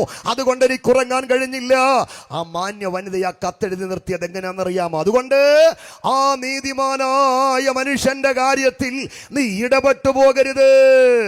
ആ കത്ത് കൺകുളിർക്കെ വായിച്ചിട്ടായിരിക്കാം യേശുവിനെ ക്രൂശിക്കായ ആക്രോശിക്കുന്ന പടയാളി പരീക്ഷകളോടും യഹൂദ സാഗരത്തോടും കരം കുടഞ്ഞ് പീലാത്തോസ് ആഞ്ഞു പറഞ്ഞത്, നിങ്ങൾ ക്രൂശിക്കായെന്ന് ആക്രോശിക്കുന്ന ഈ നീതിമാനായ മനുഷ്യനിൽ ഞാൻ ഒരു കുറ്റവും കാണുന്നില്ല.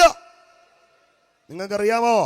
സ്വർഗത്തിലെ മൂപ്പന്മാർ തങ്ങളുടെ തലയിലെ തങ്കക്കിരീടങ്ങൾ അടിച്ച് നസ്രായന്റെ പാദത്തിലോട്ടിട്ടിട്ട് കമണ് കിടന്ന് വിളിച്ചു പറയുന്ന ഒരു ആരാധനാ ഗീതമുണ്ട്. ഇന്നത്തെ ആരാധനാ ഗീതമല്ല. എൻ്റെ കടം മാറുമെന്നല്ല, എൻ്റെ രോഗം മാറുമെന്നല്ല, എനിക്ക് വാതിലുകൾ വഴികൾ തുറക്കുമെന്നല്ല, നീ എൻ്റെ കൊടല മത്തങ്ങായ ജങ്ക കരളാന്നൊന്നുമല്ല.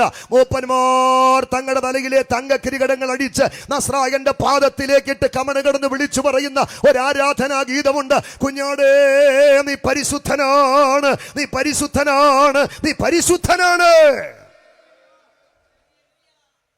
രാജാറാം മോഹൻ റോയ് അവനെ കുറിച്ച് പറഞ്ഞത് മറ്റൊന്നല്ല, അവിടുന്ന് വെളിച്ചം പോലെ പരിശുദ്ധനാണ്, അവിടുന്ന് കുറുമ്പ്രാവ് പോലെ നിഷ്കളങ്കനാണ്, അവിടുന്ന് കുഞ്ഞാട് പോലെ നിർദോഷിയാണ്, ആത്മീകരുടെ ആത്മദാഹം മാറ്റാൻ പര്യാപ്തമായ ജീവജലത്തിന്റെ നദിയാണ്.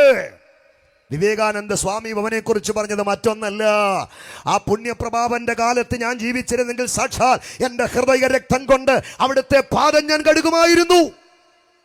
മാനവികത എന്തെന്നറിയണമെങ്കിൽ, മനുഷ്യത്വത്തിന്റെ പരിപൂർണത എന്തെന്നറിയണമെങ്കിൽ ചൂണ്ടിക്കാണിക്കാൻ ലോകത്തിന് ഒരേ ഒരു വ്യക്തിയേ ഉള്ളൂ, അത് നസ്രയനാകുന്ന യേശുക്രിസ്തുവ്. അവൻ എന്റെ രക്ഷകനായതിൽ ഞാൻ അഭിമാനിക്കുന്നു എന്ന് പറയാൻ കരുത്തുള്ളവർ കരമൊന്നുയർത്തി അവിടുത്തെ ഒന്ന് മഹത്വപ്പെടുത്ത്. നൂറ്റാണ്ടുകളായി ലോകം അനുഗമിപ്പാൻ, അനുകരിപ്പാൻ, പിൻപറ്റാൻ, മാതൃകയാക്കാൻ ഒരു സമ്പൂർണനായ നല്ല മനുഷ്യനെ തിരയുകയാ. അന്നത്തെ കവിവര്യന്മാർ തിരഞ്ഞു, കണ്ടില്ല. സാഹിത്യകാരന്മാർ തിരഞ്ഞു, നല്ല മനുഷ്യനെ കണ്ടില്ല. യൂണിവേഴ്സിറ്റികൾ തിരഞ്ഞു, കണ്ടില്ല. അന്നത്തെ തത്വചിന്തകന്മാർ തിരഞ്ഞു, മാതൃകയാക്കാൻ ഒരു നല്ല മനുഷ്യനെ കണ്ടില്ല. പിൻപറ്റാൻ, അനുകരിപ്പാൻ, മാതൃകയാക്കാൻ ഒരു സമ്പൂർണ്ണ മനുഷ്യനെ തിരഞ്ഞു, കണ്ടില്ല. കാണാതവർ കണ്ണടച്ചു നിൽക്കുമ്പോൾ പീലാത്തോസ് മാതൃകയാക്കാൻ പറ്റുന്ന മനുഷ്യനിലേക്ക് വിരൽ ചൂണ്ടിട്ട് ലോകത്തോട് പറഞ്ഞു, ദാ ആ മനുഷ്യൻ മുഖത്ത് തുപ്പലേൽക്കപ്പെട്ടവനായി, താടി രോമം പറിച്ചെടുക്കപ്പെട്ടവനായി, കാലികരങ്ങൾ ചങ്ങലകൾ ചുറ്റപ്പെട്ടവനായി, രോമം കത്രിക്കുന്നവരുടെ മുൻപാകെ മിണ്ടാതിരുന്ന കുഞ്ഞാടിനെ പോലെ തലകുണിച്ച് നിൽക്കുന്ന നസ്രായന്റെ നേരെ വിരൽ ചൂണ്ടിട്ട് കരുത്തനായ പീലാത്തോസ് പറഞ്ഞു, ലോകമേ പിൻപറ്റാൻ മാതൃകയാക്കാൻ നിങ്ങൾ അന്വേഷിച്ച നീതിമാനായ ഒരു സമ്പൂർണ്ണ മനുഷ്യനെ ഞാൻ കാട്ടിത്തരാം. ദാ നിൽക്കുന്നു ആ മനുഷ്യൻ. അവന്റെ പേര് മറ്റൊന്നല്ല, നസ്രയനാകുന്ന യേശുക്രിസ്തു എന്നാണ്. പീലാത്തോസിന്റെ ഭാര്യ അവനെ കുറിച്ച് പറഞ്ഞത് നീതിമാൻ. പീലാത്തോസ് അവനെ കുറിച്ച് പറഞ്ഞത് നീതിമാൻ മാത്രമല്ല, കുറ്റമില്ലാത്തവൻ. സ്വർഗത്തിലെ മൂപ്പന്മാർ അവനെ കുറിച്ച് പറഞ്ഞത് യോഗ്യനാണ്, പരിശുദ്ധനാണ്. യോഗ പരമ്പരയുടെ പ്രഥമ രാത്രിയുടെ ഏറ്റവും വലിയ പ്രത്യേകത എന്നാണെന്നറിയാമോ? മഴയത്തും ഇത്ര ആൾ ഇവിടെ വന്നെന്നല്ല, ലൈവിലൂടെ ലോകത്തിന്റെ എല്ലാ ഇടങ്ങളിലും ഇത് കേൾക്കുന്നെന്നല്ല. ഈ യോഗ പരമ്പരയുടെ പ്രഥമ രാത്രിയുടെ ഏറ്റവും വലിയ പ്രത്യേകത എന്താണെന്നറിയാമോ? ആ പരിശുദ്ധനായവൻ പരിവാര സമുന്നതനായി ഇന്ന് രാത്രി ഈ പന്തൽ ഇറങ്ങി വന്നിട്ടുണ്ട്. അവന്റെ സാന്നിധ്യത്തിന്റെ ചൂട് ആത്മാവിൽ തിരിച്ചറിയുന്ന ദൈവമക്കൾ ഇന്ന് രാത്രി വെള്ളവിരിപ്പിന്റെ കീഴിലുണ്ടെങ്കിൽ വായെന്ന് തുറന്ന്, അതരമെന്ന് തുറന്ന് അല്പനിമിഷം അവനെ ഒന്ന് സ്തുതിച്ചാട്ടെ. അവന്റെ സാന്നിധ്യത്തിന് നിന്റെ തടവറകളെ തകർക്കാൻ കഴിയുമെന്ന് ബോധ്യമുണ്ടെങ്കിൽ, അവന്റെ സാന്നിധ്യത്തിന് നിന്റെ രോഗത്തിന്റെ കടുങ്കട്ടകളെ അടിക്കാൻ കഴിയുമെന്ന് ബോധ്യമുണ്ടെങ്കിൽ, അവന്റെ സാന്നിധ്യത്തിന് ശത്രു നിന്റെ മുമ്പിൽ അടച്ചുവെച്ച വാതിലുകളെ തള്ളി തുറക്കാൻ കഴിയുമെന്ന് ഉറപ്പുണ്ടെങ്കിൽ, അവന്റെ സാന്നിധ്യത്തിന് നിന്റെ തലമുറകൾ കടുങ്കട്ട് വീണ ഭാവിയുടെ ബന്ധനങ്ങളെ അടിക്കാൻ കഴിയുമെന്ന് ഉറപ്പുണ്ടെങ്കിൽ, ഇന്ന് രാത്രി കരമടിച്ച് ആ തങ്ക സാന്നിധ്യത്തിന്റെ ഉറവയായ കർത്താവിനെ അല്പനിമിഷം ഒന്ന് ആരാധിക്കുക. എല്ലാ കരവും ഒന്ന് അടിച്ചാത്മനിറവില്. പുറത്ത് മഴ പെയ്യുന്നെങ്കിൽ പന്തലിനകത്തവന്റെ സാന്നിധ്യത്തിന്റെ പെരുമഴ പെയ്തിറങ്ങട്ടെ. നിന്റെ തടവറ തകരട്ടെ. നിന്റെ അസ്ഥിക്കകത്ത്, മജ്ജയ്ക്കകത്ത്, അവയവങ്ങൾക്കകത്ത് മറഞ്ഞു കിടക്കുന്ന മരണത്തിന്റെ കെട്ടുകൾ, രോഗത്തിന്റെ കെട്ടുകൾ ഈ പന്തലിൽ അരിച്ചിറങ്ങുന്നവന്റെ ദിവ്യ സാന്നിധ്യത്തിന്റെ ശക്തി കൊണ്ട് ഇന്ന് രാത്രി മാറിപ്പോകട്ടെ. നിന്റെ തലമുറയെ മുടിക്കാൻ, നിന്റെ കുടുംബത്തെ മുടിക്കാൻ ശത്രു ഒരുക്കി വെച്ച പദ്ധതികൾ ഇന്ന് രാത്രി പന്തലിൽ വെളിപ്പെടുന്ന അവന്റെ ദിവ്യ സാന്നിധ്യത്തിന്റെ ശക്തിയാൽ മാറിപ്പോകട്ടെ. വിശ്വസിക്കുക, അവന്റെ തിരുസാന്നിധ്യം ഇന്ന് രാത്രി ഈ പന്തലിലുണ്ട്. അവിടുന്ന് പരിശുദ്ധനാണ്, അവിടുന്ന് പരിശുദ്ധനാണ്, അവിടുന്ന് പരിശുദ്ധനാണ്. ഹല്ലേലൂയ. ഭീകരകുറ്റം ചെയ്യുന്ന കുറ്റവാളിക്ക് കൊടുക്കുന്ന ശിക്ഷയാണ് ക്രൂശ് മരണമെങ്കിലേ, എന്ത് തെറ്റിന്റെ പേരിലാണ് ലോകം യേശുവിനെ ക്രൂശിച്ചത്? കുഷ്ഠരോഗിയെ ശുദ്ധമാക്കിയതാണോ ചെയ്ത തെറ്റ്? തളർവാദരോഗിയെ സൗഖ്യമാക്കിയതാണോ ചെയ്ത തെറ്റ്? അന്ധനായ മനുഷ്യന് കാഴ്ച കൊടുത്തതാണോ ചെയ്ത തെറ്റ്? ചെകിടനായ മനുഷ്യന്റെ കാത് തുറന്നതാണോ ചെയ്ത തെറ്റ്? കുഷ്ഠരോഗിയെ ശുദ്ധമാക്കിയതാണോ ചെയ്ത തെറ്റ്? മരിച്ച് നാറ്റം വെച്ച ലാസറിനെ ഉയർപ്പിച്ച് കൂടപ്പിറപ്പുകൾക്ക് കൊടുത്തതാണോ ചെയ്ത തെറ്റ്? വിധവയുടെ മരിച്ചുപോയ മകനെ മരണത്തിൽ നിന്ന് മടക്കി അമ്മയ്ക്ക് കൊടുത്തതാണോ ചെയ്ത തെറ്റ്? അഞ്ചപ്പം കരത്തിലെടുത്ത് പ്രാർത്ഥിച്ച് 10,000 വിശപ്പ് ശമിപ്പിച്ചതാണോ ചെയ്ത തെറ്റ്? സമൂഹത്തിന്റെ നാനാതുറയിൽ അധപ്പതിക്കപ്പെട്ട് കിടന്ന ജനവിഭാഗത്തെ പണിത് പക്വമാക്കി മാനവികയുടെ തട്ടകത്തിൽ എത്തിച്ചതാണോ അവൻ ചെയ്ത തെറ്റ്? ലോകമേ, ഭീകരകുറ്റം ചെയ്യുന്ന കുറ്റവാളിക്ക് കൊടുക്കുന്ന ശിക്ഷയാണ് ക്രൂശ് മരണമെങ്കില്. എന്ത് തെറ്റിന്റെ പേരിൽ നിങ്ങൾ അവനെ ക്രൂശിച്ചു? ഞാൻ എന്റെ സന്ദേശത്തിന്റെ അവസാന ഘട്ടത്തിലേക്ക് വരികയാ. എന്ത് തെറ്റിന്റെ പേരിൽ അവനെ ക്രൂശിച്ചു? വിസ്തരിച്ച ഒറ്റ കോടതികൾക്ക് പോലും അവനിൽ ഒരു തെറ്റും ചൂണ്ടിക്കാണിക്കാൻ കഴിഞ്ഞില്ല. പിന്നെന്ത് തെറ്റിന്റെ പേരിലാണ് അവനെ ക്രൂശിച്ചത്? യേശുക്രിസ്തുവിനെ ക്രൂശിക്കാനേ യഹൂദന്മാരെ കണ്ടുപിടിച്ചത് 2 അപൂർവമായ കുറ്റമാണ്. എത്ര കുറ്റമാണ്? 2 കുറ്റം. ആശങ്കപ്പെടണ്ട, കൊലപാതകവും മോഷണവും ഒന്നുമല്ല, അത്യപൂർവമായ 2 കുറ്റം. അത് പറഞ്ഞ് ഞാൻ പ്രാർത്ഥിക്കാം. ഒന്ന്, യേശു ദൈവത്തിന്റെ പുത്രനെന്ന് പറഞ്ഞു.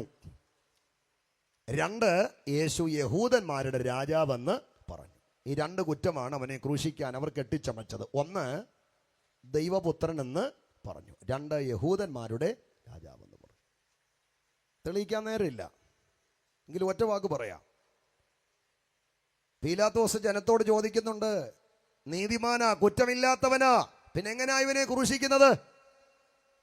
അത് കേട്ട ജനമെല്ലാം കൂടെ പീലാത്തോസിനോട് പറഞ്ഞു, പീലാത്തോസ്, ഞങ്ങൾക്കൊരു പ്രമാണമുണ്ട്, അവൻ തന്നെത്താൻ ദൈവപുത്രനാക്കിയത് കൊണ്ട് അവനെ ക്രൂശിക്കണം. അപ്പൊ യേശുവിനെ ക്രൂശിക്കാൻ അവർ കെട്ടിച്ചമച്ചു. ഒന്നാമത്തെ കുറ്റസംഗതി ദൈവപുത്രൻ എന്ന് പറഞ്ഞു. രണ്ടാമത്തെ കുറ്റസംഗതി യഹൂദന്മാരുടെ രാജാവെന്ന് പറഞ്ഞു. പ്രിയരേ, ദൈവപുത്രൻ എന്ന് പറഞ്ഞതിൻ്റെ പേരിൽ അവർ അവനെ ക്രൂശിച്ചെങ്കിൽ ഒരു തർക്കവുമില്ല, യേശു ദൈവപുത്രൻ തന്നെയാ. ഉറക്കെ ഒന്ന് പറഞ്ഞേ, യേശു ദൈവപുത്രൻ. ഇത്ര ശബ്ദമേ ഉള്ളോ? ഇച്ചിരി ഉറക്കെ പറഞ്ഞേ. ആട്ടെ, അത്ര ഒപ്പിച്ചല്ലോ. ഒന്നുകൂടെ ഒന്ന് പറഞ്ഞാട്ടെ. ഇങ്ങനെ പറഞ്ഞിട്ട് പന്തലിനകത്തോട്ട് മഴ വരുവാ. ഉറക്കെ ഒന്ന് പറഞ്ഞേ, യേശു ദൈവപുത്രൻ. അടുത്തത് യേശു യഹൂദന്മാരുടെ രാജാവ്. ദൈവപുത്രൻ എന്ന് പറഞ്ഞതിന്റെ പേരിൽ നിങ്ങൾ അവനെ ക്രൂശിച്ചെങ്കിൽ ഒരു തർക്കവുമില്ല, അവൻ ദൈവത്തിന്റെ പുത്രൻ തന്നെ, അവൻ മനുകുലത്തിന്റെ രക്ഷകൻ തന്നെ. അതാണ് യോഹന്നാൻ പറഞ്ഞത്, തന്റെ ഏകജാതനായ പുത്രനിൽ വിശ്വസിക്കുന്ന ഏവനും നശിച്ചു പോകാതെ നിത്യജീവൻ പ്രാപിക്കേണ്ടതിന് ദൈവം അവനെ നൽകുവാൻ തക്കവണ്ണം ലോകത്തെ സ്നേഹിച്ചെങ്കിൽ തർക്കമില്ല, അവിടുന്ന് ദൈവത്തിന്റെ പുത്രൻ തന്നെയാണ്. അതാ യെശയ്യാവ് പറഞ്ഞത്, നമ്മൾക്കൊരു ശിശു ജനിച്ചിരിക്കുന്നു, നമ്മൾക്കൊരു മകൻ നൽകപ്പെട്ടിരിക്കുന്നു. ആ മകനാരാ? ആധിപത്യം അവന്റെ തോളിലിരിക്കും, അവൻ അത്ഭുത മന്ത്രിയാണ്. കരമുയർത്തി ഒരു ഹല്ലേലൂയ പറഞ്ഞാട്ടെ. എന്നെ ഒത്തിരി സന്തോഷിപ്പിച്ചൊരു കാര്യമാ. ആ മകൻ ആരാണെന്നറിയാമോ? അത്ഭുത മന്ത്രിയാ. ഉറക്കിയൊന്ന് പറഞ്ഞേ. 38 വർഷത്തിനപ്പുറത്ത് ഞങ്ങളുടെ അവിടുത്തെ ഷാരോ ഗ്രൗണ്ടിൽ ഒരു അപ്പച്ചൻ വന്ന് പ്രസംഗിച്ചപ്പോൾ ഇഭാഗം പറഞ്ഞത് ഞാൻ ഓർക്കുന്നു. അദ്ദേഹത്തിന്റെ വാക്കിങ് കടമെടുക്കുക, അത്ഭുത മന്ത്രി. ഒന്ന് പറഞ്ഞേ. ദൈവത്തിന്റെ പുത്രനായ ക്രിസ്തു ലോകത്തിൽ ജനിക്കുന്നതിന് മുമ്പ് ദൈവത്തിന്റെ പുത്രനായ ക്രിസ്തുവിനെ കുറിച്ച് ഇസ്രായേലിന്റെ തലക്കന്നം എന്ന പ്രവാചകൻ യെശയ്യാവ് പറയുകയാണ്, ആ മകൻ ആരാണ്? അത്ഭുത മന്ത്രിയാണ്. തെരഞ്ഞെടുപ്പ് കഴിഞ്ഞല്ലോ, മന്ത്രിമാരെ നിയമിച്ചിട്ടില്ല, അതിന്റെ ചൂടും ചർച്ചയും നടക്കുകയാണ്. വരുമിപ്പോൾ പുതിയ മന്ത്രിസഭ, വരുമിപ്പോൾ പുതിയ മന്ത്രിമാർ. ഇവിടെ ഓരോ വകുപ്പിനും ഓരോ മന്ത്രിയാണ്. വകുപ്പ് മന്ത്രി ഉണ്ടില്ലേ? ഗതാഗത വകുപ്പ് മന്ത്രി ഉണ്ടില്ലേ? ജലത്തിന്റെ കാര്യം കൈകാര്യം ചെയ്യാൻ ജല വകുപ്പ് മന്ത്രി ഉണ്ടില്ലേ? വിദ്യാഭ്യാസത്തിന്റെ വിഷയം കൈകാര്യം ചെയ്യാൻ വിദ്യാഭ്യാസ വകുപ്പ് മന്ത്രി ഉണ്ടില്ലേ? പക്ഷെ ലോകത്തിന്റെ ഒറ്റ മന്ത്രിസഭയ്ക്കകത്തും അത്ഭുത മന്ത്രിയില്ല. അത്ഭുത മന്ത്രി ഒരുവനേ ഉള്ളൂ, അവൻ ഇന്ന് രാത്രി ഈ പന്തലിലുണ്ട്, അത് നമ്മുടെ കർത്താവാണ്. കരമുയർത്തിയവനെ ഒന്ന് മഹത്വപ്പെടുത്താം. എന്താ അത്ഭുത മന്ത്രി? ഏത് വകുപ്പ് കൊടുത്താലും അവൻ കൈകാര്യം ചെയ്യും. ഹല്ലേലൂയ. അത് നമുക്കറിയാം. ചുട്ടുപഴുത്ത തീക്കൽ പാറയിലേക്ക് തൊട്ടപ്പോൾ ആ തീക്കൽ പാറയിൽ നിന്നും ലക്ഷക്കണക്കിന് വരുന്ന ജനത്തിന് കുടിക്കാൻ അവൻ ജലതടാകം പുറപ്പെടുവിപ്പിച്ചെങ്കിൽ ഓർക്കുക, അവൻ ആ വകുപ്പും കൈകാര്യം ചെയ്യാൻ മതിയായവനാണ്. കടലിന്റെ അടിത്തട്ടിൽ പിടികൊടുക്കാതെ മറഞ്ഞു കിടന്ന ലിവ്യതാന്റെ തല തകർത്ത് ഇസ്രായേൽ പാളയത്തിൽ 2.5 അടി ഉയരത്തിൽ കാടപ്പക്ഷിയെ പറപ്പിച്ചെങ്കിൽ അവൻ ആ വകുപ്പും കൈകാര്യം ചെയ്യാൻ മതിയായവനാണ്. ഒറ്റ ദൂതനെ അശൂർ പാളയത്തിൽ ഇറങ്ങി 1,85,000 ശത്രുവിനെ തകർത്തെങ്കിൽ അവൻ ആ വകുപ്പും കൈകാര്യം ചെയ്യാൻ മതിയായവനാണ്. യേശുക്രിസ്തു ദൈവത്തിന്റെ പുത്രനാണ്. വിശദീകരിക്കുന്നില്ല. യഹൂദന്മാരുടെ രാജാവ് എന്ന് പറഞ്ഞതിന്റെ പേരിൽ നിങ്ങൾ അവനെ ക്രൂശിച്ചെങ്കിൽ ഒരു തർക്കവുമില്ല, അവിടുന്ന് യഹൂദന്റെ രാജാവ് തന്നെ. മാത്രമല്ല, അവിടുന്ന് രാജാവ് തന്നെ. മുമ്പ് ഞാൻ പറഞ്ഞ പോലെ ലോകത്തെ മുഴുവൻ നീതിയോടെ ഭരിക്കാൻ വരുന്ന രാജാവാണ് നമ്മുടെ കർത്താവ്. അപ്പൊ യേശുവിനെ ക്രൂശിക്കാൻ അവർ കണ്ടുപിടിച്ച 2 കുറ്റമാണ്. ദൈവത്തിന്റെ പുത്രനെന്നും പറഞ്ഞു, 2 യഹൂദന്മാരുടെ രാജാവെന്നും പറഞ്ഞു.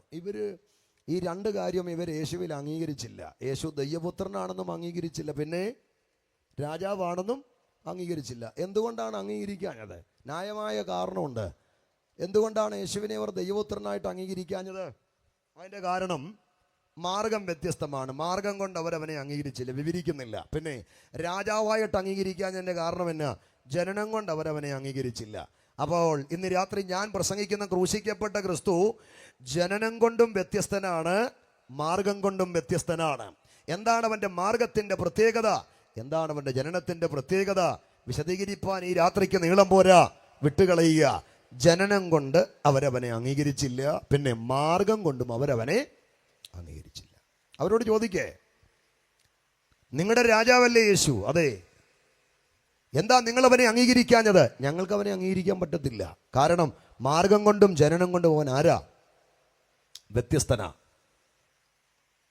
മാർഗം കൊണ്ടും ജനനം കൊണ്ടും വ്യത്യസ്തനായ യേശുക്രിസ്തുവിനെ അവരെ അംഗീകരിച്ചില്ലെന്ന് മാത്രമല്ല പ്രിയരെ, വകവരുത്തിക്കളഞ്ഞു, തകർത്ത് കളഞ്ഞു. വേദപുസ്തകം എത്ര കൃത്യമായിട്ടാ പറയുന്നത്? അവൻ സ്വന്തമായവരിലേക്ക് വന്നു. ബാക്കിയൊന്ന് പറയാമോ? സ്വന്തമായൊരു ഓനെ കൈക്കൊണ്ടില്ല. ഞാൻ ഇന്ന് രാത്രി നന്ദിയോടെ കർത്താവിനെ മഹത്വപ്പെടുത്തുക. കാരണം എന്നാണെന്നറിയാമോ? യേശുക്രിസ്തുവിൻ്റെ രാജത്വം എന്ന ദർശനം പ്രാപിക്കാൻ കഴിയാതെ ആത്മീക തിമിരം ബാധിച്ച ഒരു യഹൂദ തലമുറ നന്മയായ നസ്രായനെ രാജകോലം കെട്ടിച്ച് മരക്കുരിശിൽ തറച്ചു കളഞ്ഞപ്പോൾ ഇന്ന് രാത്രി പുറംപറമ്പിൽ കിടന്ന ജാതികളായിരുന്ന നമുക്ക് അവനെ രാജാവെന്ന വെളിപ്പാടോടെ, രക്ഷകനെന്ന വെളിപ്പാടോടെ ഈ പരസ്യ സ്ഥലത്തുയർത്താൻ ലഭ്യമായ ഭാഗ്യം എത്ര ശ്രേഷ്ഠമാണ്! അതാണ് പാട്ടുകാരൻ പണ്ട് പാടിയത്. ദൂതർക്കും കൂടെ അവകാശം ലഭ്യമാകാതുള്ള രക്ഷ ദൂതറിയിച്ചിടാൻ എനിക്കെന്ത് ലഭിച്ചു? നമ്മൾ ധന്യരാണ്, ഭാഗ്യമുള്ളവരാ. ആ കരമുയർത്തി ഒരു ഹല്ലേലൂയ പറഞ്ഞാട്ടെ. മാർഗം കൊണ്ടവരവനെ അംഗീകരിച്ചില്ല. എന്താണ് അവന്റെ മാർഗത്തിന്റെ പ്രത്യേകത? ലോകത്തെ ഇത്രയേറെ സ്വാധീനിച്ച മാർഗം യേശുവിന്റെ മാർഗമല്ലാതെ ഏത് മാർഗമാണ്? അവന്റെ മാർഗത്തിന്റെ പ്രത്യേകത എന്താന്ന് ചോദിച്ചാൽ, ഒറ്റ വാക്കിൽ പറഞ്ഞാൽ സ്നേഹത്തിന്റെ മാർഗമാണ് അവന്റെ മാർഗം, സഹനത്തിന്റെ മാർഗമാണ് അവന്റെ മാർഗം, ക്ഷമയുടെ മാർഗമാണ് അവന്റെ മാർഗം. അതാ പീലാത്തോസ് ചോദിക്കുന്നുണ്ട്, നീ രാജാവോ? അത് കേട്ട യേശു പൊട്ടിക്കരഞ്ഞില്ല, തലകുനിച്ച് നിന്നില്ല. ആ ചോദ്യം കേട്ട യേശു എന്താ പീലാത്തോസിനോട് പറഞ്ഞത്? ഞാൻ യഹൂദന്മാരുടെ രാജാവ് തന്നെ. ഉടനെ പീലാത്തോസ് ചോദിച്ചു, അങ്ങനെയാണ് നിന്നെ ഈ ക്രൂശിക്കാൻ ഇവരെല്ലാം കൂടെ ആക്രോശിക്കുന്നത് എന്തിനാ? അപ്പൊ കർത്താവ് പറഞ്ഞു, പീലാത്തോസേ, ഇയാൾക്ക് തെറ്റിപ്പോയി. എൻ്റെ രാജ്യം ഐഹികമല്ല. ഐഹികമായിരുന്നെങ്കിൽ എൻ്റെ പട്ടാളക്കാരിറങ്ങി അവരെ പീസ് പീസാക്കിയണം. എടോ, എൻ്റെ രാജ്യം സഹനത്തിൻ്റെ രാജ്യമാണ്. എന്ന് പറഞ്ഞാൽ എൻ്റെ രാജ്യം ക്ഷമയുടെ രാജ്യമാ. കൊല്ലുന്നവനെ തിരിച്ചു കൊല്ലാൻ, തല്ലുന്നവനെ തിരിച്ചു തല്ലാൻ, ശപിക്കുന്നവനെ തിരിച്ച് ശപിക്കാനുള്ള മാർഗമല്ല, അത് ന്യായപ്രമാണത്തിന്റെ മാർഗമാണ്. എന്റെ മാർഗം ക്ഷമയുടെ മാർഗമാണ്. ഒരു ജഗത്തെ തടിച്ചാൽ മറുജഗട്ടം കാട്ടിക്കൊടുക്കുക, ശപിക്കുന്നവനെ അനുഗ്രഹിക്കുക, ഇല്ലാത്തവനെ ചേർത്ത് പിടിക്കുക. അതാണ് യേശുക്രിസ്തുവിന്റെ മാർഗം. കരമുയർത്തി ഒരു ഹല്ലേലൂയ പറഞ്ഞാട്ടെ. ലോകത്തെ സ്വാധീനിച്ച ഈ സുന്ദരമായ മാർഗം എത്ര ഉജ്ജ്വലമാണ്! താഴെ തട്ടിക്കിടക്കുന്ന സാധാരണക്കാരൻ മുതൽ സിംഹാസനത്തിലിരിക്കുന്ന രാജാവിനെ വരെ സ്വാധീനിച്ച മാർഗമാണ് അവന്റെ സകലത്തിന്റെ മാർഗം. ഏത് നരഭോജിയെയും നരസ്നേഹിയാക്കി മാറ്റുന്ന, ഏത് കൊലപാതകനെയും കുഞ്ഞാടാക്കി മാറ്റുന്ന, ഏത് നിഷ്ഠൂരനെയും സ്നേഹവാനാക്കി മാറ്റുന്ന, ഏത് ഉപദ്രവിയെയും ഉപകാരിയാക്കി മാറ്റുന്ന മാർഗമാണ് യേശുക്രിസ്തുവിന്റെ സഹനത്തിന്റെ മാർഗം. ആ മാർഗത്തിന്റെ വക്താക്കളാകാൻ ലഭ്യമായ ഭാഗ്യത്തിയോർത്തൊരു ഹല്ലേലൂയ പറഞ്ഞാട്ടെ. അപ്പം മാർഗം കൊണ്ട് അവരവനെ അംഗീകരിച്ചില്ല. ഒറ്റ കാര്യം കൂടെ പറഞ്ഞോട്ടെ, ജനനം കൊണ്ടും അവരവനെ അംഗീകരിച്ചില്ല. എന്താ നിങ്ങൾ യേശുവിനെ രാജാവായിട്ട് അംഗീകരിക്കുക? അവർ ഞങ്ങൾക്ക് അംഗീകരിക്കാൻ പറ്റത്തില്ല. ഞങ്ങളുടെ രാജാവായിട്ട് ജനിക്കാൻ പോകുന്നവന്റെ ജനനത്തെക്കുറിച്ച് ഞങ്ങൾക്കൊരു സങ്കല്പമുണ്ട്. കാരണം എന്നാ, തച്ചന്റെ ചെറുക്കനായി പിറക്കാൻ ഇടമില്ലാതെ ഏതെങ്കിലും വഴിയോരത്ത് പിറന്ന ഒരു പാവപ്പെട്ടവനെ ഞങ്ങളുടെ രാജാവായി ഞങ്ങൾക്ക് അംഗീകരിക്കാൻ പറ്റത്തില്ല. ലോകം മുഴുവൻ തലകുത്തെ മറിഞ്ഞാലും, ആരൊക്കെ ഇളകി മറിഞ്ഞാലും ഞങ്ങൾക്ക് അവനെ അംഗീകരിക്കാൻ പറ്റത്തില്ല. കാരണം ജനനം കൊണ്ടവൻ ദരിദ്രനാണ്, ജനനം കൊണ്ടവൻ വ്യത്യസ്തനാ. പറ്റത്തില്ല. ഒരു പ്രസംഗകരുടെ പ്രഭുവായ ഒരു മനുഷ്യന്റെ വാക്ക് കടമെടുത്ത് പറയുക, ലോകം മുഴുവൻ ഒറ്റക്കെട്ടായി നിന്ന് യേശുവിനെ വേണ്ട, അംഗീകരിക്കത്തില്ലെന്ന് പറഞ്ഞാലും സാധുക്കളായ ഞങ്ങൾ തലപൊക്കി പിടിച്ച് അഭിമാനത്തോടെ പറയും, ഞങ്ങളവനെ അംഗീകരിക്കും, ഞങ്ങളവനെ മാത്രം അംഗീകരിക്കും, ഞങ്ങൾക്കവനെ വേണം. അത് പറയാൻ സന്തോഷമുള്ളവർ ആ കൈയൊന്ന് ഉയർത്തി ദൈവത്തെ മഹത്വപ്പെടുത്തിക്കാട്ടെ. ഞാൻ പറഞ്ഞ മനസ്സിലായോ? ലോകം മുഴുവൻ ഒറ്റക്കെട്ടായി നിന്ന് യേശുവിനെ വേണ്ടാന്ന് പറഞ്ഞാലും നമ്മൾ പറയും, നമുക്ക് ആരെ വേണം? യേശുവിനെ വേണം. കാരണം എന്നാ, നമ്മുടെ ജീവിതത്തിന് മാറ്റം ഉണ്ടാക്കിയത് ആരാ? പറ. ചോദ്യത്തിന് ഉത്തരം തന്നത് ആരാ? അന്വേഷണത്തിന് കണ്ടെത്തൽ തന്നത് ആരാ? പ്രശ്നത്തിന് പരിഹാരം തന്നത് ആരാ? ശാപത്തിന് മോക്ഷം തന്നത് ആരാ? പാപത്തിന് പരിഹാരം തന്നത് ആരാ? നിത്യജീവൻ തന്നത് ആരാ? നിത്യരക്ഷ തന്നത് ആരാ? ആത്മാവിന്റെ വിടുതൽ തന്നത് ആരാ? ഇന്നുവരെ അനുഭവിച്ചിട്ടില്ലാത്ത ദിവ്യ സമാധാനത്തിലേക്ക് നമ്മെ കൈപിടിച്ച് നടത്തിയത് ആരാ? യേശു ക്രിസ്തുവാണെങ്കിൽ എവിടെയും പറയണം, അവനെ ഞങ്ങൾ തള്ളിക്കളയത്തില്ല, അവനെ ഞങ്ങൾക്ക് വേണം. കൈ ഉയർത്തി അവനെ ഒന്ന് മഹത്വപ്പെടുത്തിക്കേ. പ്രിയപ്പെട്ടവരെ, ഈ ലൈവിലും ശബ്ദപരിധിയിൽ ഞങ്ങളെ കേൾക്കുന്നവരെ, എല്ലാം തകർന്നവരായിരുന്നു ഞങ്ങൾ, ചൂടും മുടിഞ്ഞവരായിരുന്നു ഞങ്ങൾ, ഒരിക്കലും തിരികെ വരാതെ എല്ലാം അസ്തമിച്ചവരായിരുന്നു ഞങ്ങൾ. പാപവും ശാപവും തകർച്ചയും ബാധ്യതകളും നൊമ്പരങ്ങളും രോഗങ്ങളും അനാഥത്വങ്ങളും വള്ളിക്കെട്ട് പോലെ ചുറ്റിപ്പിടിച്ച് ജീവിതം തന്നെ തകർന്നുപോയവരാ ഞങ്ങൾ. ഞങ്ങൾ ആണ്ടുപോയ തകർച്ചയുടെ കുടിയിൽ നിന്നും കരകയറാൻ പലതിനെയും സേവിച്ചു ഞങ്ങൾ, ഭജിച്ചു ഞങ്ങൾ, നമിച്ചു ഞങ്ങൾ, പിഞ്ചെന്നു ഞങ്ങൾ. പക്ഷെ ഞങ്ങൾ സേവിച്ചത്, ഭജിച്ചത്, നമിച്ചത്, പിഞ്ചെന്നതായ യാതൊരു ശക്തിയും ഞങ്ങളുടെ തകർച്ചയുടെ കുടിയിൽ നിന്നും ഞങ്ങളെ കയറ്റിയില്ല. ഞങ്ങൾ ആണ്ടുപോയ തകർച്ചയുടെ പടികുടിയിൽ നിന്നും കരം പിടിച്ച് ഞങ്ങളെ കയറ്റിയ ഒരുവനുണ്ട്. അവൻ ഇന്ന് രാത്രി ജീവിക്കുന്നു. അവൻ നസ്രയനാകുന്ന യേശുക്രിസ്തുവാണ്. സ്നേഹിത, അവൻ നിന്റെ സകല പ്രശ്നങ്ങൾക്കും ഇന്ന് രാത്രി പരിഹാരകനാണ്. നിന്റെ ജീവിതം തകർന്നോ? തലമുറകളുടെ ഭാവി തകർന്നോ? കുടുംബത്തിന് വിള്ളൽ വീണോ? സാമ്പത്തിക ഭദ്രത ഉടഞ്ഞോ? കടഭാരം നിന്നെ മൂടിയോ? മാറാരോഗം വള്ളിക്കെട്ട് പോലെ നിന്നെ ചുറ്റിപ്പിടിച്ചോ?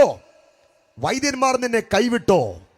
നീ സേവിച്ചത്, പിഞ്ചെന്നത്, നമിച്ചത് നിന്നെ കൈവിട്ടോ? നീ ആശയോടെ മുട്ടിയ വാതിലുകൾ ഒന്നുപോലും ഇല്ലാതെ എല്ലാം അടഞ്ഞുപോയോ?